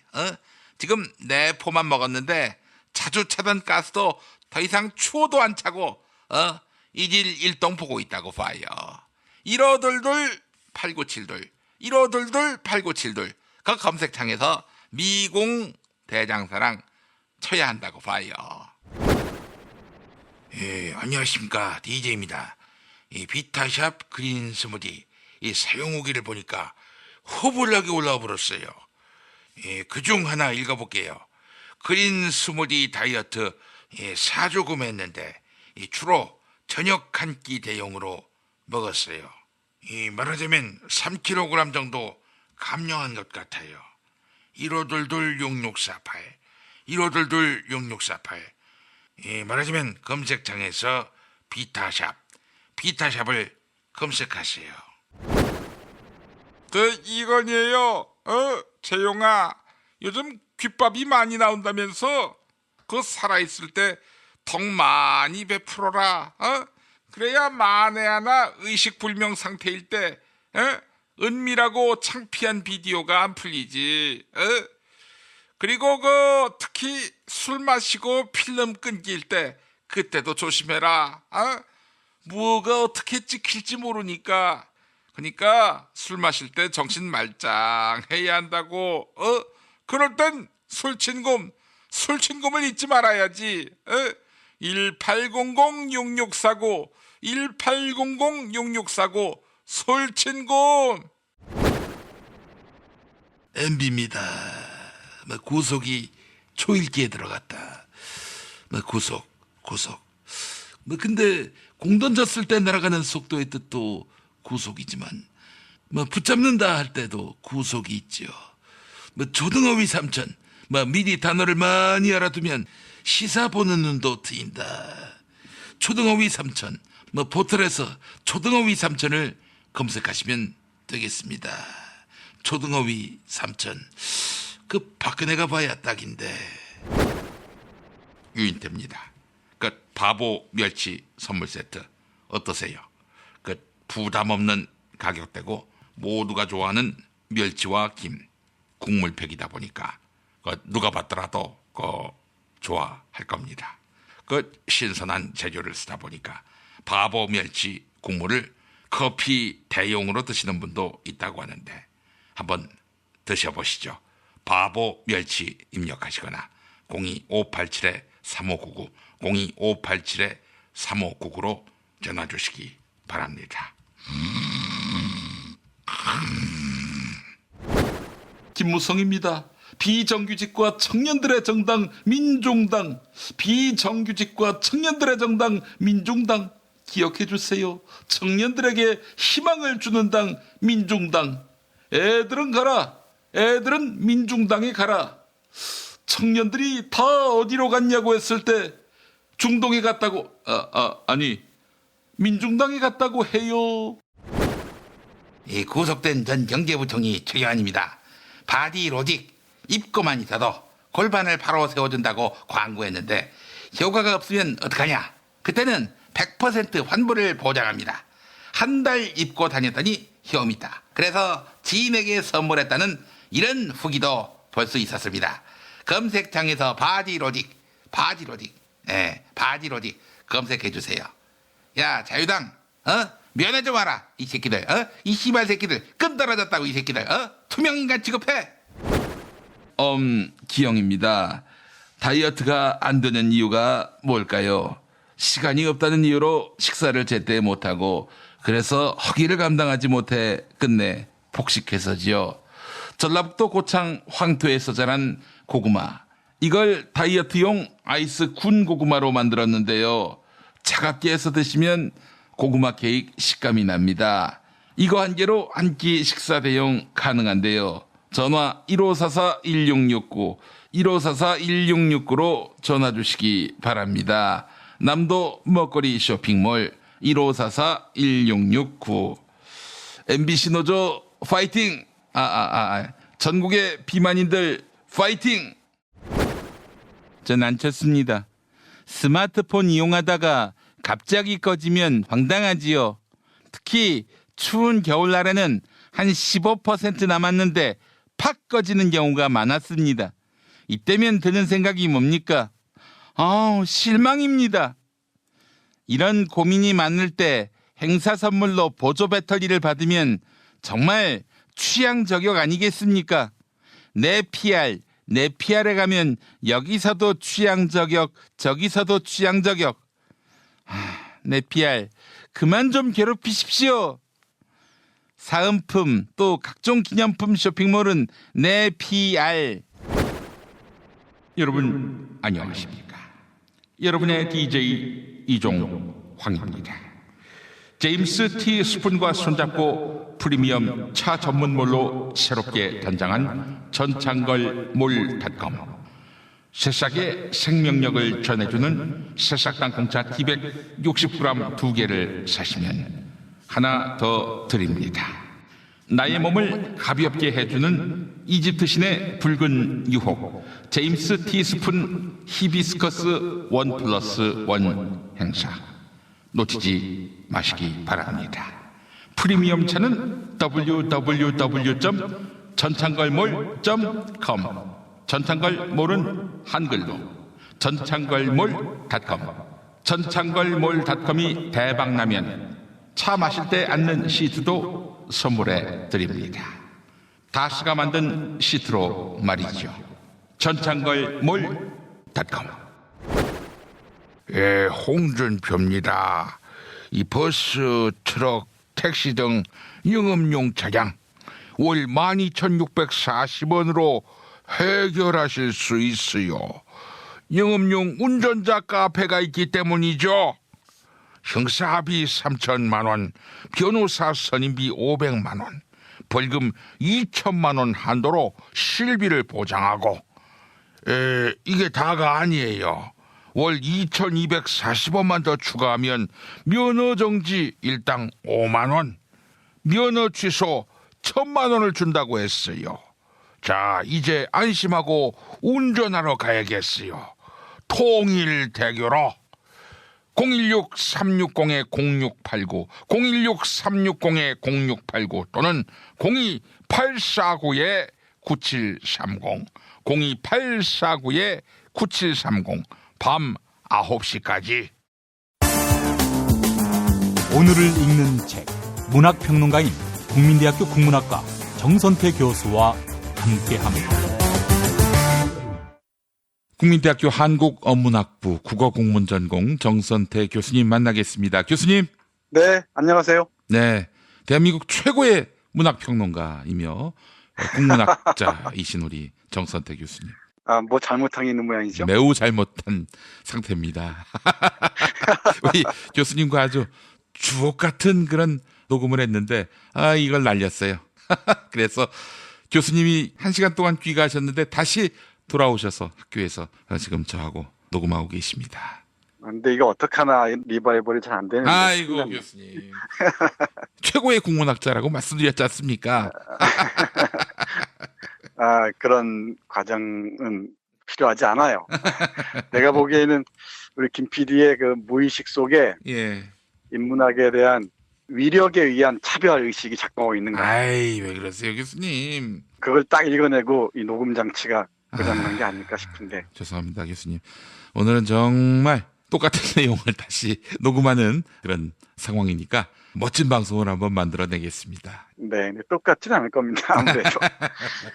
자, 교수님께서 연구실 서가에 꽂아놓은 책인데 웬만한 책은 그 서가에 잘 꽂히지 않는다는 소문이 있던데요. 그만큼 굉장히 소중한 책이다, 이런 이야기인데. 네, 그 시집 코너에 꽂혀있던 책 중에서 한 권 골랐습니다. 예.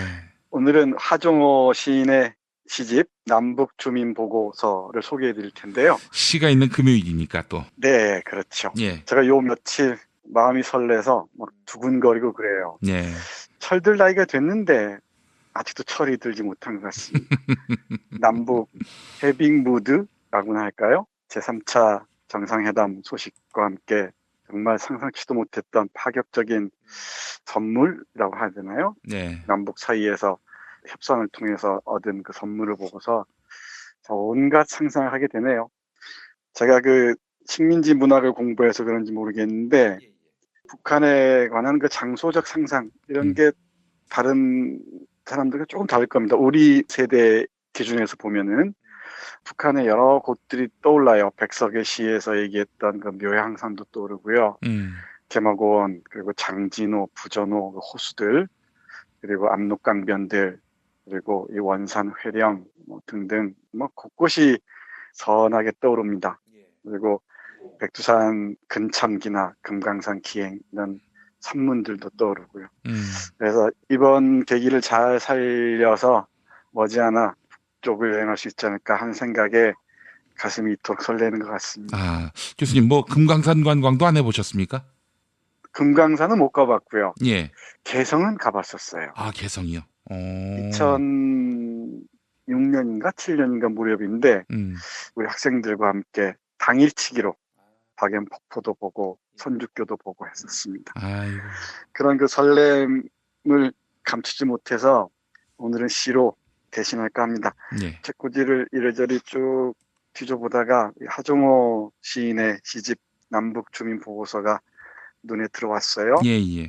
하종호 시인은 1981년에 벼는 벽길이 피는 핏길이 라는 그 시집을 발표한 이후 수많은 시집들을 펴냈습니다. 최근까지도 이 시집을 포함해서 3개의 시간까지 남북 문제, 분단 문제, 그리고 뭐 이런 그 이주민들 문제에 대해서 깊이 있게 성찰하고 어렵지 않은 시로 표현한 그런 시인입니다. 경북 의령에서 태어나셨는데 지금은 강화도에서 생활하시면서 시를 쓰고 있다고 하네요. 우리 기대를 담아서 시가 있는 금요일 하정호 시인의 시 먼저 읽어보겠습니다. 예. 반복이라는 시를 소개해드리겠습니다. 예. 반복이라는 어휘부터 좀 생소하실 텐데 오래전에 사돈 부인들끼리 집에서 각자 떠나서 중간에서 만나서 마련해온 음식을 먹고 얘기를 나누던 풍습이 있었어요. 사돈집에 가기가 좀 어려우니까 또 소식은 궁금하고 서로 그러니까 중간에 만나서 이런저런 소식도 나누고 챙겨온 음식도 먹고 했던 것 같습니다. 이 시를 소개한 뉴스를 보니까 개성에 사는 며느리와 김포에 사는 시어머니가 꽃 구경하러 중간쯤 휴게소에서 만나는 그런 어느 봄날을 함께 떠올리면서 통일된 미래에 대한 열망을 드러낸다. 이런 내용이 있네요.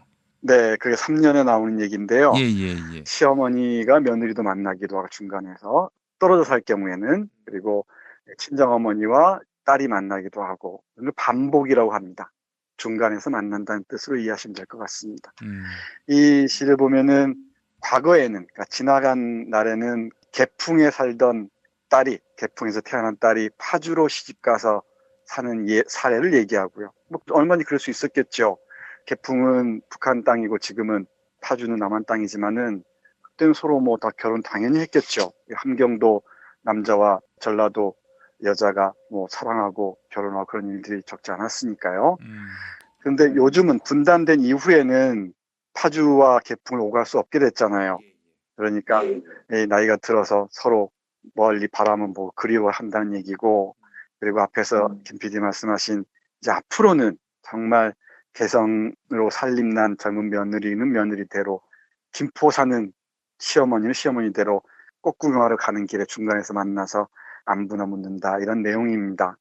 그러니까 남북이 서로 자주 왕래하고 서로 오가다 보면은 통일도 자연스럽게 오지 않을까 싶어요. 그러니까 통일이 도둑처럼 오는 걸 저는 뭐 바라지도 않거니와 그건 또 다른 위기 상황을 조성할 수도 있을 거라고 저는 생각해요. 예. 아마 김 PD도 비슷하시겠지만은 남북한 지도자가 어느 날 갑자기 합의해서 우리 통일합시다 하는 건 그건 저는 바라지 않는 상황이에요. 아이고, 그럼요. 70년 동안 서로 전혀 다른 지향점과 또 삶의 환경 속에서 살아왔고요. 또 전쟁도 치렀고 대결도 했고, 그런데 어느 날 갑자기 통일됐으니까 우리 친해집시다.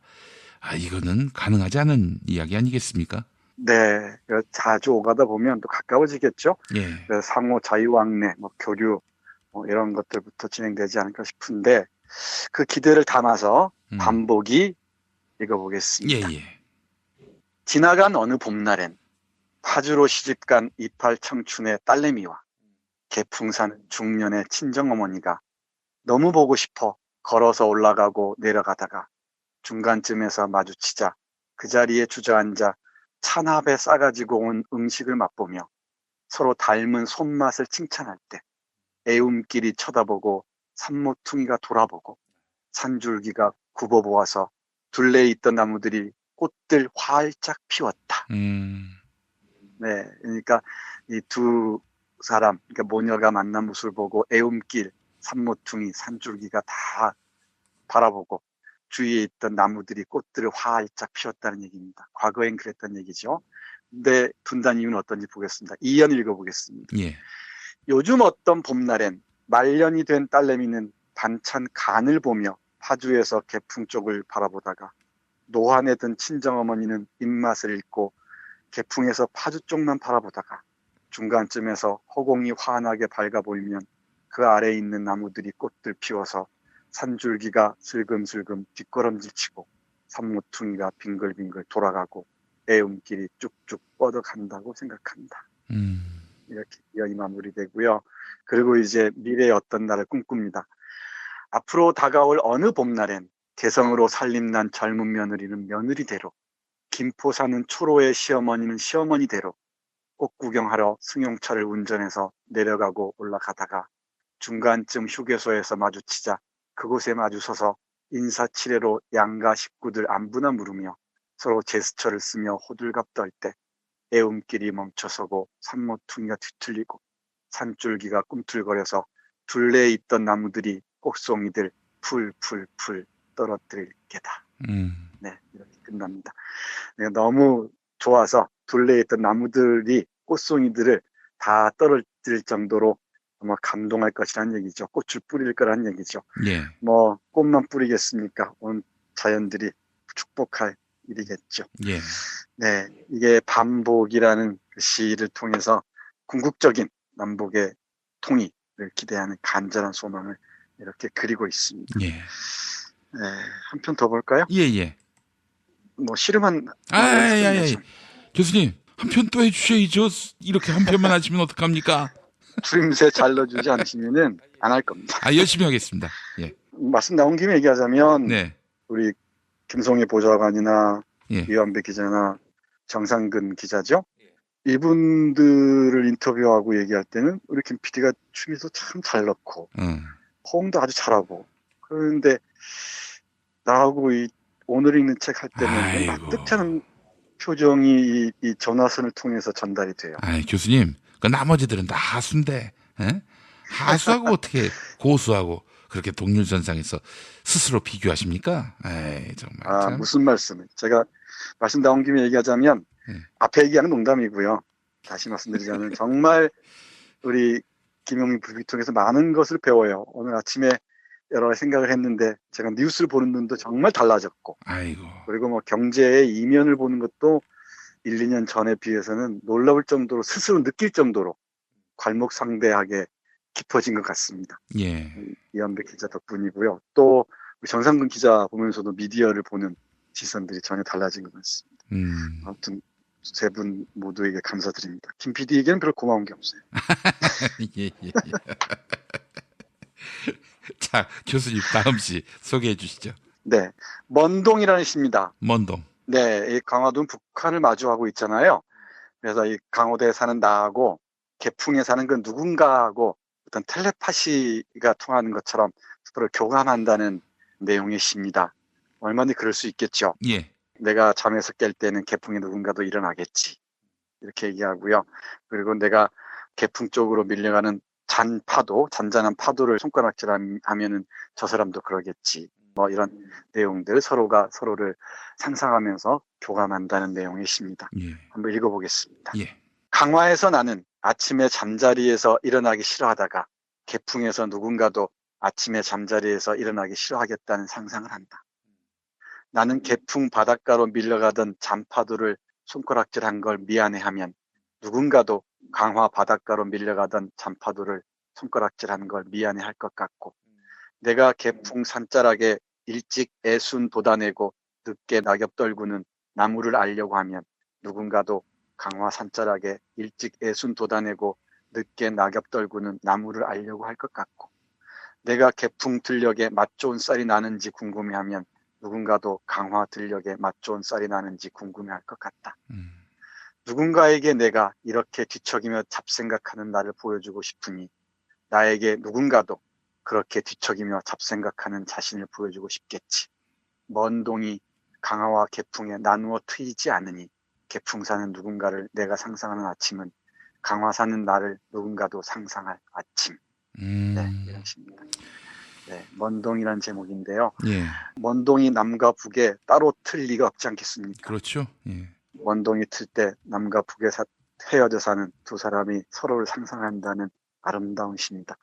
공동구역 JSA에서 송강호와 이병헌이 서로를 생각하는 구절이 떠오르네요. 예. 아쉬우니까 우리 김 PD가 추임새 넣지 않더라도 앙코를 하지 않더라도 제가 좋아하는 시니까 그냥 읽겠습니다. 예. 대필가와 기록자라는 작품인데요. 예. 어렵지 않습니다. 이제 북한 출신과 남한 출신이 만나서 서로 얘기를 주고받고 그걸 글로 쓰고 그렇게 서로를 위로하고 이야기를 들어가면서 살아가고 싶다는 얘기입니다. 예. 어느 먼 뒷날 기차 타고 여행하다가 옆자리에 앉은 한 주민과 시시껄렁한 농담을 주고받다가 그는 북한 출신 농부라는 걸 나는 남한 출신 시인이라는 걸 서로 알고는 그가 나에게 풀을 매다가 산을 바라볼 때면 밭고랑이 산 위로 올라가더라 하거나 알갱이를 거두다가 마을을 바라볼 때면 밭두둑이 마을 쪽으로 몰려가더라는 이런저런 느낌을 풀어놓는다면 나는 기꺼이 받아 적은 후 문장을 만들고 다듬어 놓겠다. 어느 먼 뒷날 근린공원 산책하다가 한 주민과 나란히 걷게 되어 수인사하다가 말동무가 되어서 그는 북한 출신 노동자라는 걸, 나는 남한 출신 시인이라는 걸 서로 알고는 그가 나에게 이 도시를 건설하는 데 참가했는데 낯선 사람들이 모여 살도록 세웠다고, 이 동네를 조성하는 데 한몫했는데 좋은 이웃들이 생겨나도록 만들었다고 시시콜콜 자랑한다면 나는 기꺼이 받아 적은 후 문장을 만들고 다듬어 놓겠다. 어느 먼 뒷날 우연히 그 원고를 읽는 주민들 모두 저마다 자기 이야기라고 목소리를 높이면 좋겠다. 이런 시입니다. 시인은 먼 뒷날이라고 강조하는데요. 시간이 필요하긴 하겠죠. 지금 저는 그런 먼 뒷날을 가깝게 느끼면서 상상할 수 있다는 게 참 좋습니다. 예. 우리 남북 화해의 길이 활짝 열린 셈인데 온갖 방해물들이 또 없지 않을 겁니다. 자한당과 바미당에서 말하는 꼬락서니 보십시오. 예. 뭐 저들이야 뭔 얘기를 해도 트집을 잡을 겁니다. 그건 뚜벅뚜벅 걸어가면서 하나씩 다 치면서 침묵시키는 게 가장 좋은 방법이라고 생각을 해요. 저희가 그 예전에 통영으로 문학여행을 떠났는데 남북 간 통행이 자유로워지고 또 방문도 자유로워진다면은 교수님 어디로 문학여행 한번 가보시겠어요? 너무너무 많아요. 가고 싶은 곳이. 우리 염상섭 소설의 배경이 되는, 그리고 많은 사람들의 배경이 되는 평양 꼭 가고 싶고요. 평양, 예. 평양은 고도, 오래된 도시이기도 하지만은 식민지 시대 문학에서는 정말 중요한 배경이기도 합니다. 예. 최초의 소설인 혈흔우부터 시작해서 정말 중요한 작품들의 배경입니다. 무정에도 평양이 등장하고요.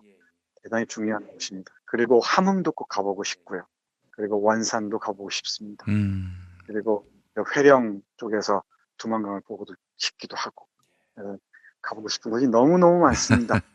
그리고 이 묘양산도 한번 올라보고 싶기도 하고요. 예. 그 절들도 가보고 싶고 그렇습니다. 네. 자, 그런 날이 오기를 소망하면서 시가 있는 금요일 정선태 교수님과 함께했습니다. 교수님 오늘 너무너무 귀한 말씀 감사합니다. 네, 고맙습니다. 예, 월요일에 뵙겠습니다.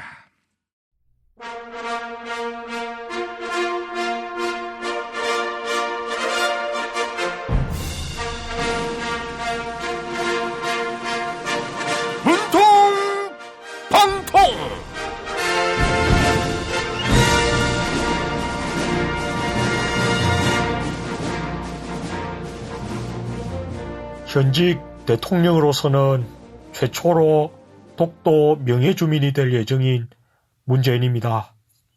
요즘 미투 운동으로 드러난 여성들의 차별과 아픔에 대해 다시 한번 위로와 격려의 말씀을 드리고 싶습니다. 그런데 자유한국당에서 미투 운동인 것 같지만 그렇다고 미투 운동은 아닌 그런 이상한 고백이 있었다고 합니다. 자유한국당 박순자 의원의 발언으로 논란이 일고 있는데요. 청와대로 보내온 해명편지 읽어보겠습니다. 문재인 대통령님, 박순자 의원입니다. 우리 자유한국당도 성폭력 문제로부터 자유로울 수 없다는데 공감합니다. 다만 자유당은 성폭력으로 하룻밤이나 며칠씩 밤을 새우는 그런 일들은 없었습니다. 생각해보면 자유한국당에 있었던 불미스러운 일들은 거의 터치 술자리 합석에서 있었던 일들이었습니다. 보수 진영인 자유당은 성도덕에서 보수적입니다. 제1야당이 성폭력 문제에 있어 도덕적으로 우위가 있다는 건 명백합니다. 아이고, 박순자 의원님, 포털 사이트에서 자유한국당 성추행일지 이렇게 검색해 보면 낯 부끄러운 결과물들이 줄을 잇습니다. 터치도 성폭력이지만 터치보다 심각한 일들이 많이 있어서요. 네? 배현진 전 MBC 아나운서가 자유한국당 입당하는 거 모르냐고요? 최승호 체제 MBC에서 핍박을 받던 여성을 구원한 게 바로 자유당이라고요? 하하하하. 배현진 전 아나운서가 핍박을 받았다니요? 양치대첩과 피고대첩으로 MBC 구성원들은 인사 발령까지 받았습니다. 그런데 핍박받고 있는 유여애 전 최고위원은 다시 받아들일 생각은 없는 겁니까? 네? 홍준표 대표에게 머리를 조아린 위성숙 씨처럼 잘 보이려고 노력해도 용서가 될까 말까라고요? 유여애 전 위원이 홍준표 대표를 또 고소해서 가망이 없어졌다고요? 아이고, 술자리 합석에서 터치는 괜찮다는 박순자 의원에게 가수 김수철 씨가 부르는 정신 차려 띄워드릴게요. 모르겠네 정말 난 모르겠어 도대체 무슨 생각하는지 여기저기 거기 또 둘러봐도 아무런 것도 하나 없는데 왜 찾으려고 하니 왜 떠나려고 하니 자꾸 그럴수록 슬퍼져요 혼자 살아가야 하니까 말로만 그래놓고 또다시 그러면 어떡하니 자꾸 그럴수록 사람이 사랑이 안 보이잖아 여보게 정신 차려 이 친구야 여보게 정신 차려 이 친구야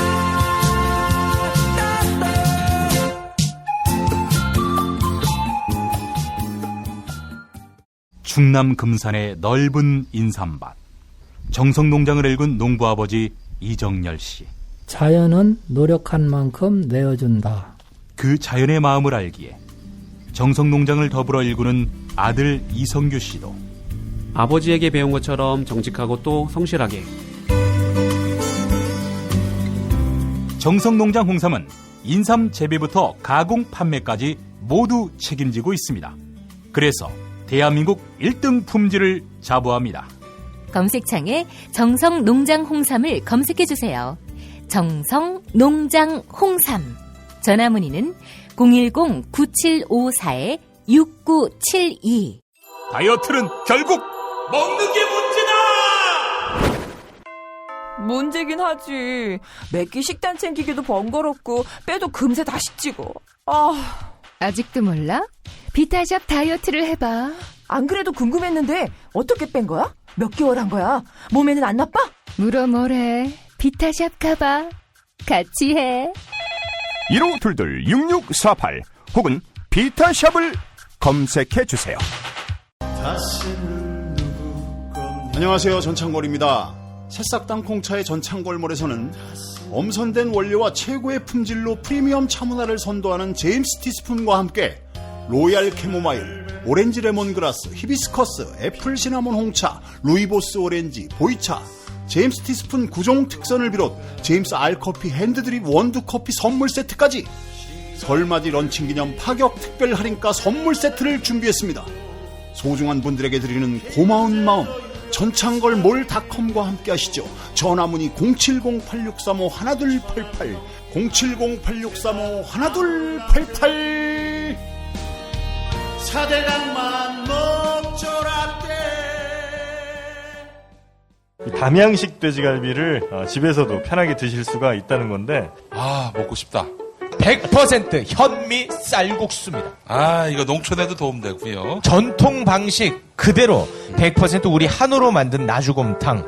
남도 먹거리 쇼핑몰의 나주곰탕입니다. 전북 고창 황토에서 자란 군고구마. 이거. 거기 있네요. 그거예요? 예. 맛이 어떤가요? 죽여줍니다. 다음 포털에서 남도 먹거리 이렇게 검색하시거나 1544 1669다.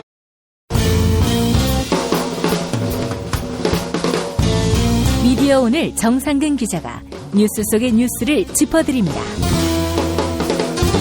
정상근 기자의 오늘 미디어.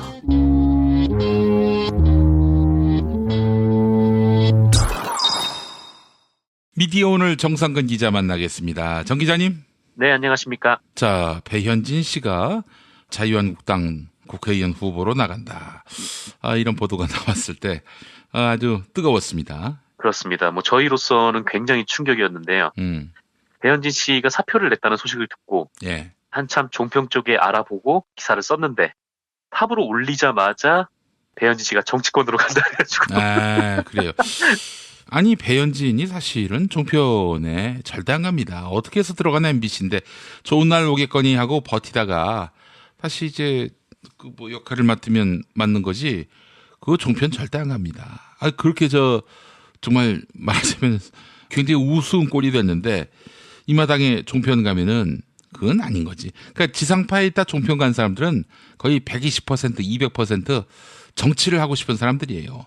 그러니까 보수 종편에 가가지고 보수 시청자들, 보수 유권자들에게 마음을 사고 그리고 자유한국당에서 이제 역할을 맡는 거죠. 그렇죠. SBS에서 TV조선으로 갔던 그 앵커분 있잖아요. 예. 그분도 뭐 이후에 뭐 정치할 거다 막 그런 얘기가 돌던데. 저는 그런 얘기 안 했습니다. 그런가요? 네. 편집. 안 돼. 절대 편집하면 안 됩니다. 예. 정동지의 이 민낯을 고스란히 다 드러내야 합니다. 네, 그렇군요. 전 이름을 얘기하지 않았습니다. 신동욱이라고 이름 안 했어?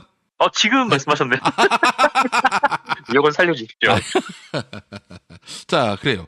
배현진 씨가 이렇게 해서 새 직장을 자유한국당으로 선택했는데 향후 장래가 보입니까? 네, 뭐 장래는 이미 결정이 됐죠. 뭐 자유한국당으로 가서 또 그다음에 거기 송파을에 나올 것이다 이런 얘기가 돌던데 송파을에 지금 그 박종진이 도사리고 있어요. 아, 그래요? 네. 종편에서 많이 했죠. 뭐 채널A에서도 뭐 박종진의 뭐뭐뭐, TV조선에서도 박종진의 뭐뭐뭐 했던 그 박종진인데. 박종진의 쾌도남마였죠. 채널A는. 네, 그렇죠. 이 쾌도남마가 그때 논란이 됐던 거는 5.18에 북한군이 개입했다. 뭐 이런 얘기를 여과 없이 방송을 했었죠. 그래서 그게 크게 논란이 된 바 있었는데. 이렇게 뭐 박종진 씨는 뭐 종편을 전전하다가 아까 말씀하신 대로 그다음에 정치권으로 이제 향했어요. 그래서 지금은 바른미래당 후보더라고요. 그래서 저희 김도영 기자가 이 박종진한테 연락을 해서 얘기 들은 거 있냐 뭐 이렇게 물어봤나 봐요. 그랬더니 박종진은 배현진이 송파을로 결정됐다고 들었다. 이렇게 얘기를 하더라고요. 예. 그래서 뭐 멋진 승부를 펼쳐보고 싶다라고 얘기를 했는데. 멋진 승부? 멋진 승부는 일단 민주당 후보가 결정이 돼야 그렇지. 승부가 될지 안 될지가 결정이 될 것 같은데요. 대한민국에서 민주당이란 존재를 거의 뭐 투명인간 취급하는 몇 안 되는 굉장히 기계 있는 정치인이에요. 바로 박종진 씨. 박종진 씨가 경력이 꽤 되네요. 93년에 MBN 기자가 돼가지고 요직을 두루 거치다가 2007년에 이제 한나라당으로 가지요. 네, 그랬죠. 한번 정치권에 몸을 담았다가. 예, 그러다가 이제 다시 MBN으로 돌아갔고, 그러다가 2011년 종편이 생기면서 채널A로 넘어가고, 그렇게 해서 메인 앵커가 되고, 쾌도남마 진행하다가 2017년에 바른정당 조직 강화 특보위원으로 옮겨가더니 송파을 지역위원장을 맡아서 이번 재보선에 나가려고 하는 건데, 예, 이분은 사실 한나라당 있다 다시 MBN 가는 과정에서 우여곡절이 있었다고 하대요. 아, 그래요? 어떤 거였나요? 그렇게 해서 어렵게 MBN으로 갔는데, 네. 그런 다음 얼마 안 있다가 채널A 가면서 MBN 쪽에서는 아주 혀를 내둘렀다는 후문이 있습니다. 예. 네, 그렇군요. 박종진이라는 사람이 굉장히 능글능글하대요. 그래서 이 사람이 또 호남 출신으로 알고 있거든요. 네. 그래서 민주당 그 호남 쪽 당시에 그 의원들 지금은 아마 뭐 국민의당 뭐 그쪽에 있는 사람들일 텐데 그 사람들하고 굉장히 친하다고 네, 이런 얘기도 들었습니다. 아니 박종진 씨하고 제가 저기 있어요. 예전에 촛불 집회할 때 보니까 그 채널A 그게 이제 동아일보사에 있잖아요. 그렇죠. 동아일보사에 있는데 박종진 씨가 이제 방송을 마쳤는지 나오더라고요. 그래서 제가 그 앞에서 만나가지고 촛불 들고 저기 앉으라고. 그러더니 웃으면서 가더라고요. 아, 그래요. 네. 그 모습 보면서 밉진 않았어, 박종진이. 그렇군요. 박종진은 미웠겠죠, 김용 PD가. 네, 어쨌건 뭐 배현진의 미래는 아마 송파을 국회의원 출마가 될 것 같은데, 배현진 씨가 뭐 언론계에서 뭐 정치권으로 갔으니까 이 배현진 씨가 언론계에서 남긴 족적을 뭐 간단하게 정리를 해드리려고 해요. 그래서 배현진 씨는 지난 2008년에 MBC 공채로 입사를 했더라고요. 그 전에 무려 7번이나 낙방을 했대요. 여기저기 떨어졌다고 하는데 뭐 아나운서에 대해 열망이 좀 상당히 컸었던 모양입니다. 그리고 파업 이후에 이 MBC 뉴스데스크 자리를 꿰찬 걸로 아시는 분들이 계시는데 예. 이미 2010년부터 주말 MBC 뉴스데스크를 통해서 앵커로 데뷔를 했고요. 그러다가 이제 파업에 동참한 거예요. 예, 그러다가 이 평일 뉴스데스크를 진행하던 이정민 앵커가 출산 때문에 하차를 했어요. 그래서 그때 이제 평일 뉴스데스크로 왔다가 2012년 파업에 도입을 한 이후에 뉴스데스크에서 내려와서 파업에 합류를 합니다. 2012년 초에 파업이 있었는데 그때 파업이 시작하고 약 103일 만에 배현진 씨는 이 노조를 탈퇴하고 김재철 체제의 MBC로 돌아가죠. 네. 그래서 이때 배현진이 쓴 글이 있는데 뭐 그렇게 귀담아 들을 말은 아닌 것 같아서 뭐 요약을 하면 MBC 뉴스가 뭐 잘못한 것이 없는데 이 파업에 끌려오듯 참여했다 뭐 이런 말이 있었고 그리고 MBC 노조원들의 협박이 있었다 뭐 이렇게 주장을 했습니다. 예. 그리고 MBC 집회가 정치적이다 이런 주장을 하면서 자기는 노조를 탈퇴하지만 사측도 아니고 국민만 보고 가겠다 뭐 이런 얘기를 해요. 하지만 뭐 아시다시피 뒤에 드러난 일들을 보면은 뭐 이런 진정성을 의심케 하죠. 예. 배현진 씨가 양치할 때 물 틀어놨다고 지적한 양윤경 기자는 기재작 부서로 발령이 났고요. 양치대첩이라고 하죠. 예. 그리고 최승호 현 MBC 사장이 예전에 관훈 나이트클럽에 나와서 밝힌 바에 따르면 예. 김종국 전 사장이 배현진 앵커를 교체한 뒤에 쫓겨났다라는 얘기를 했었어요. 네. 그리고 김종국 전 사장이 쫓겨난 다음에 배현진이 다시 뉴스데스크에 복귀를 했다고 그렇게 밝힌 바 있습니다. 예. 사측으로 간 게 아니라 국민을 보고 가겠다 뭐 이렇게 얘기했던 사람이 그렇게 보이지 않는 행위들이 주변에 좀 많이 있었던 것이죠. 더불어민주당이 양윤경 기자를 영입할 수는 없을까요?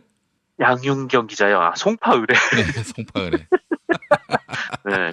아, 뭐 양윤경 기자는 안 갈 것 같긴 한데 예. 만약에 가서 한다면은 선거 캠페인을 양치질로 물을 아낍시다. 뭐 이런 물을 아낍시다. 물은 생명이다. 그렇게 캠페인 하시면 어떨까 싶기도 한데. 그래서 뭐 배현진 씨는 계속 이제 MBC의 뉴스데스크가 이제 몰락을 했다라는 평가를 많이 받을 때 사실상 그 상징이 됐어요. 그렇죠. 예. 특히나 이제 거의 이제 막바지에 진행하던 뉴스데스크에서 지난 대선 기간에 문재인 후보를 악의적으로 공격하는 리포트가 이 MBC를 통해서 여러 차례 나갔었죠. 예. 그때 뉴스를 전하기도 했었고. 어쨌든 정권이 바뀌고 MBC 사장도 이제 교체가 돼서 배현진 씨는 2017년 12월 7일에 뉴스데스크에서 고별 인사도 없이 물러납니다.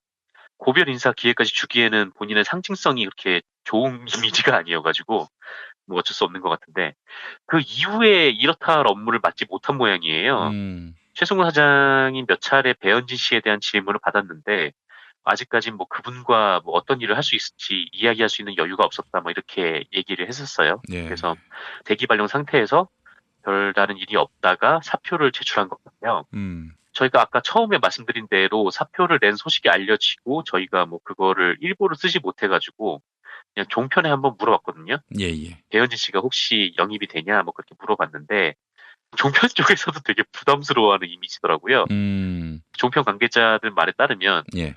안 그래도 요새 좀 중도로 포지셔닝을 해야 되는데 배현진 이미지가 너무 안 좋아서 박근혜 체제 이미지가 너무 강해서 좀 꺼렸던 모양이에요. 그래서 아마 뭐 갈 데도 없었던 것 같고 또 이제 마침 또 자유한국당이 뭐 콜을 했는지 아니면 자기가 뭐 간다고 손을 들었는지 모르겠지만 자유한국당으로 이제 갔죠.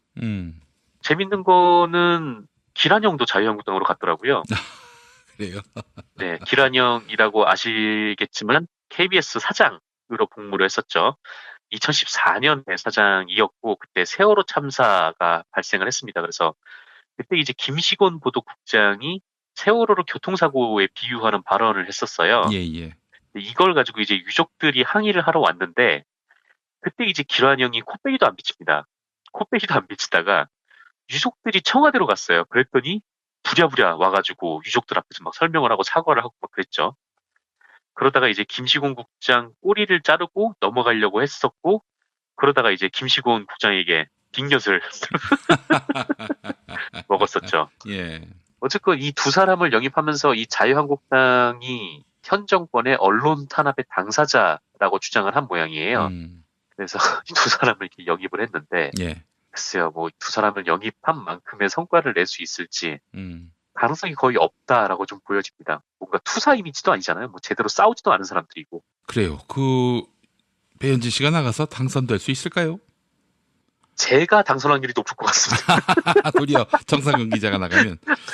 그래요. 그 지난 대선 때 보니까 송파구에서 더불어민주당 문재인 후보가 40.30, 자유한국당 홍준표 후보가 22.40. 그렇죠. 그 지역구가 원래 자유한국당 지역구가 아니고요. 예. 국민의당 최명길 의원의 지역구였어요. 오늘 민주당으로 당선됐죠. 네, 민주당으로 당선된 의원이었던 거예요. 그래서 뭐 자유한국당의 세가 그렇게 강하지도 않은데다가 배현진이라는 검증되지 않은 정치인이 와서 출마를 한다고 국민들이 쉽게 뽑아주지는 않을 것 같습니다. 근데 만약에 당선이 되면은 이 최명길 의원이 과방위였거든요, 국회에서. 그래서 MBC, 뭐 박문진, KBS 이사회 등을 관리 감독하는 국회 과방인데 만약에 당선이 되면 최승호 사장에게 이제 질의를 하는 배현진을 볼 수도 있는 거죠. 근데 뭐 그런 일은 없을 것 같습니다. 예. 알 수 없죠. 우리가 뭐 모든 가능성은 다 열어놔야 하는데. 네, 그건 그렇죠. 근데 앵커 여론조사를 했을 때 배현진 씨가 그렇게 좋은 점수를 받지 않았던 기억이 나는데 정확한 기억은 안 납니다만은. 뉴스데스크의 그 시청률하고 이 신뢰도가 쭉쭉쭉쭉 배현진 앵커 시절에 하락을 했기 때문에 네.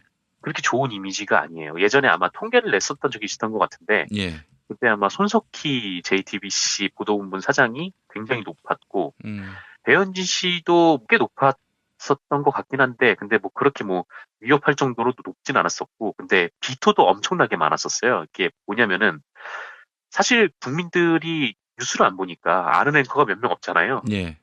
어쨌건 어떤 의미로든 배현진 씨는 굉장히 유명한 앵커였기 때문에 그랬던 점이 좀 있었던 것 같습니다. 장수 앵커기도 했는데 말이죠. 예, 그 MBC 뉴스데스크로는 최장수 기록을 세웠어요. 네, 알겠습니다. 자, 유재웅도 키워드로 꼽으셨어요. 네, 그렇습니다. 이 뉴스타파 관련 보도를 말씀을 드린 적이 있었는데 이건희 회장 성매매 동영상을 제보하려던 자들이 있었고 예. 이들이 YTN 기자들을 접촉을 했고 YTN 기자들이 받으려고 했는데 이 제보자들이 돈을 요구했고 언론 윤리 때문에 고민을 하다가 사회부장이던 유재용에게 이 사실을 알렸고 유재용이 제보자들과 통화를 했고 제보자들은 또 돈을 달라고 했고 그러자 유재용이 삼성을 연결시켜줬다.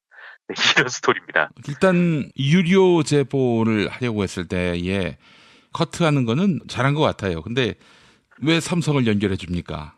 그게 핵심인 거죠. 사실 뭐 유료 제보인 거를 받는 것도 좀 웃기긴 한데 사실 이게 불법 촬영된 거기 때문에 범죄로도 비하가 될 수가 있었어요. 아마 유료로 돈을 사서 그거를 보도를 했다면. 그렇죠. 그거는 이해할 수 있는데 삼성을 이제 연결해 준 게 이해할 수 없는 거죠.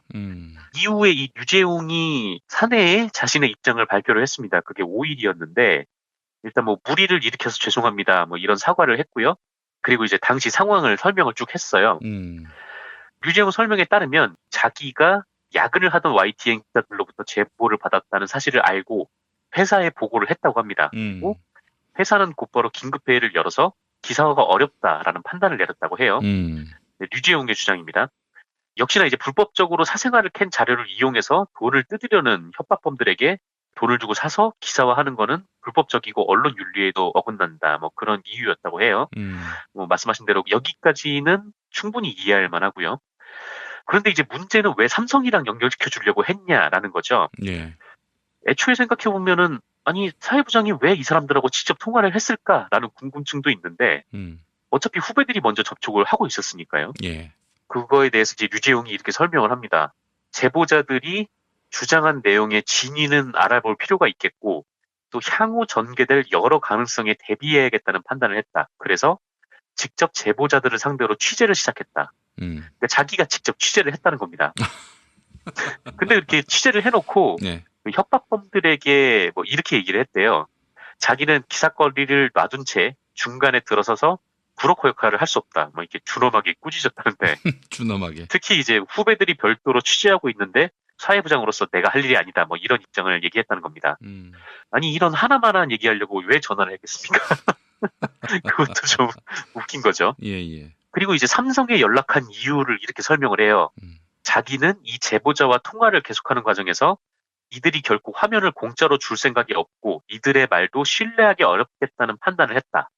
이에 따라서 당시 경제부장에게 상황을 설명하고 혹시 삼성을 상대로 이들로부터 관련 내용으로 협박을 받은 사실이 있는지 여기에 대한 취재를 부탁했다라는 거예요.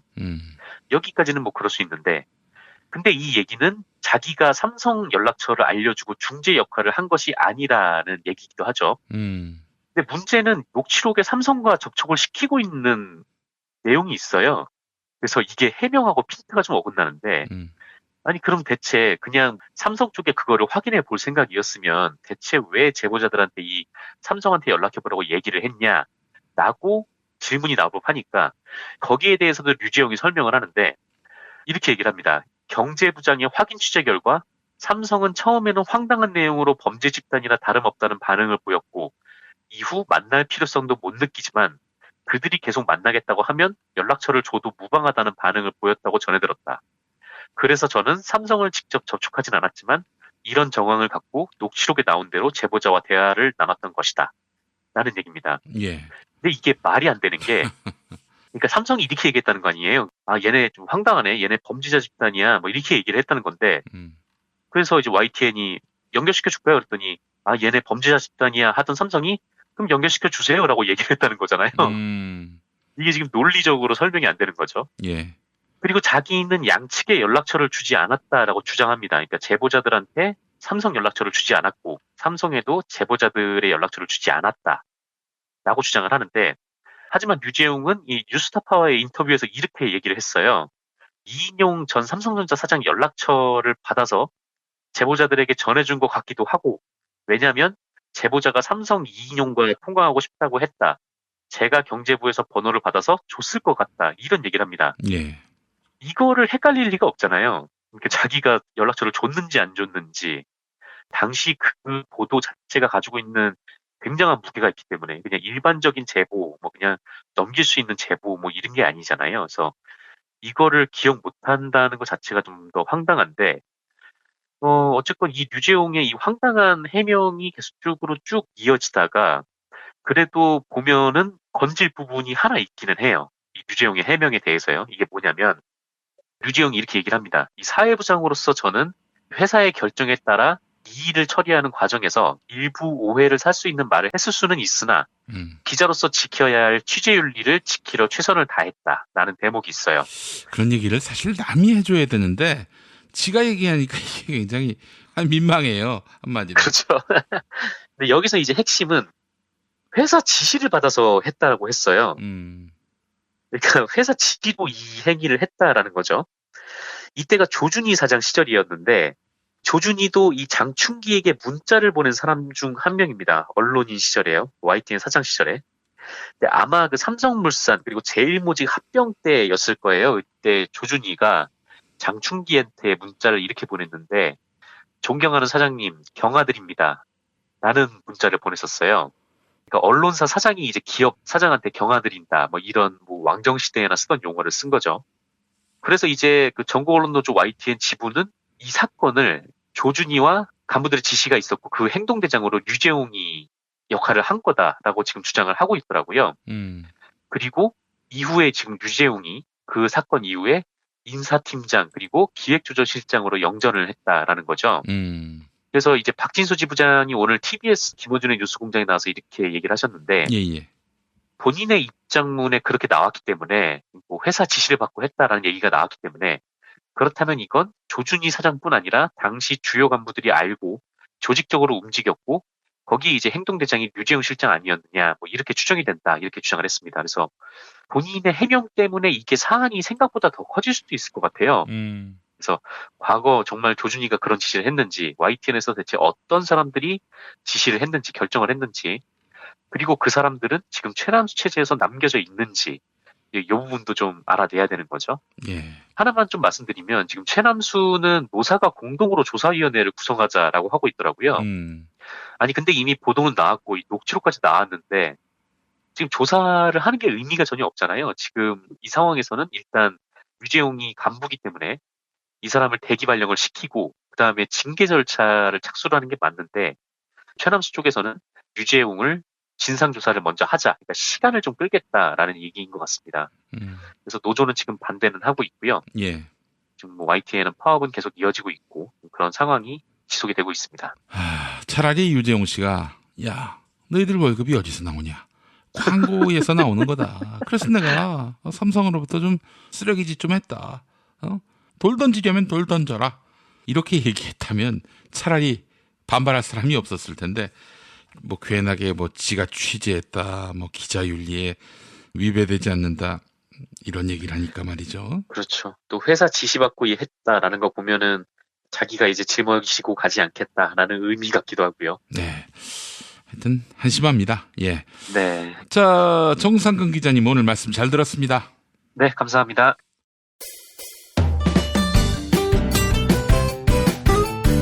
뉴스 포렌메리로 이어갑니다. 김용민 트위터 계정에서는 매일 설문조사가 진행되고 있는데요. 지난 수요일은 성폭력 피해 사실을 고발하고 세상을 등진 배우 고 장자연 씨의 구주기였습니다. 과거 검찰은 이른바 장자연 리스트에 이름이 오른 유력 인사들에게 모두 무혐의 처분을 내린 바 있죠. 이에 대검찰청 개혁위원회는 검찰과거사위원회에 이른바 장자연 리스트 사건을 재수사 대상으로 제안했는데 하지만 검찰과거사위원회는 1차 사전조사 대상에 이 사건을 포함시키지 않았습니다. 그래서 장자연 사건 재조사에 대한 시민들의 의견을 물어보았습니다. 어젯밤 11시까지 모두 1156분이 설문조사에 참여해 주셨는데요. 99% 거의 모든 시민들은 시간이 지났지만 장자연 리스트의 진실을 반드시 밝혀내야 한다. 이런 입장을 갖고 있었습니다. 시간이 지난 상태에서의 수사는 직권남용이다. 라면서 반대한 의견은 단 1%만 동의했습니다. 트위터 의견 볼까요? 이경희님, 한 맺힌 죽음의 진실을 밝혀야 합니다. 라고 하셨고, 능구렁님, 장자연 리스트에 연루된 자들을 발본 세권에서 사회에 큰 경종을 울려야 합니다. 그리고 재발 방지책도 만들어야지요. 네, 설문조사에 참여해 주신 여러분 감사합니다.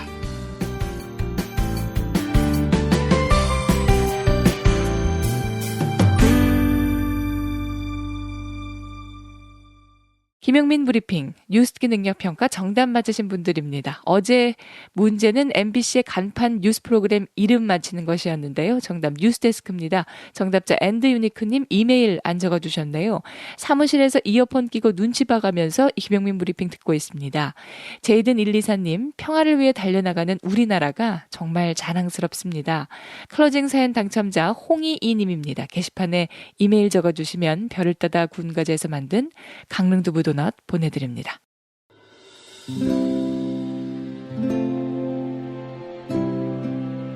그러니까 목사님은 우리 남북 관계에 있어서도 큰 정기를 마련해 주셨습니다.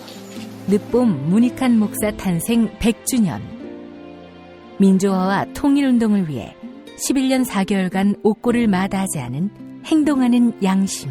오늘 우리가 누리고 있는 이 민주주의 또 문익환 목사님 덕분이 아주 큽니다.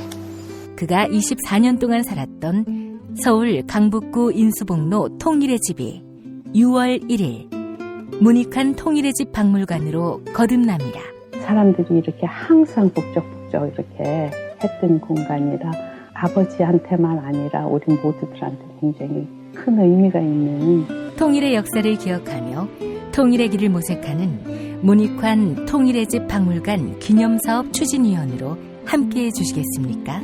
이건 단지 어떤 유가족들의 유산이 아니라 우리 시대가 가지고 있는 유산이기 때문에 자세한 안내는 포털 사이트에서 문익환 통일의 집을 입력해 주세요.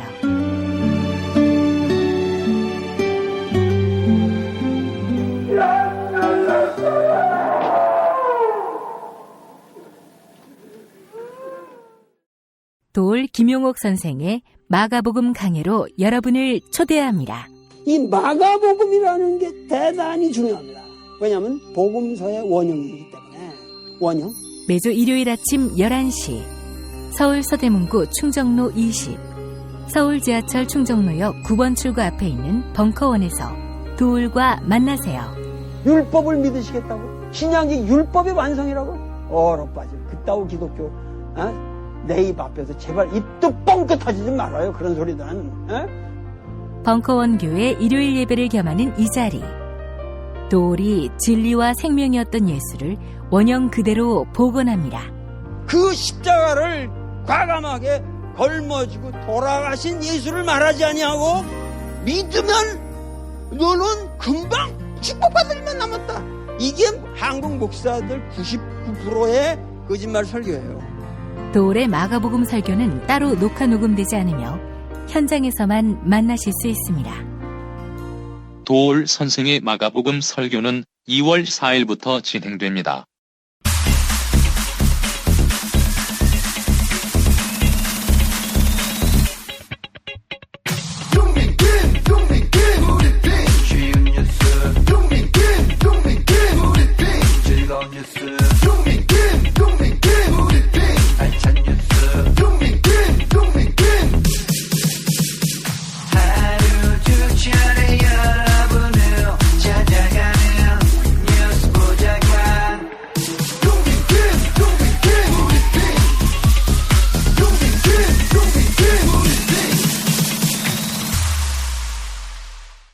팟캐스트 포털 팟빵의 김용민 브리핑 게시판에 올라온 사연 일부 만나볼까요? 안경제비님, 2대에 걸쳐서 순환이 덮친 대한민국 순환 2대를 읽으면 아픔과 서글픔이 느껴집니다. 라고 하셨고, 홍이투님, 남북 화해 무드가 계속되고 일본은 계속 속 끓이길 바랍니다. 라고 해주셨습니다. 내일은 김용민 브리핑 토요 스페셜로 함께하겠습니다. 애청해주신 여러분 감사합니다.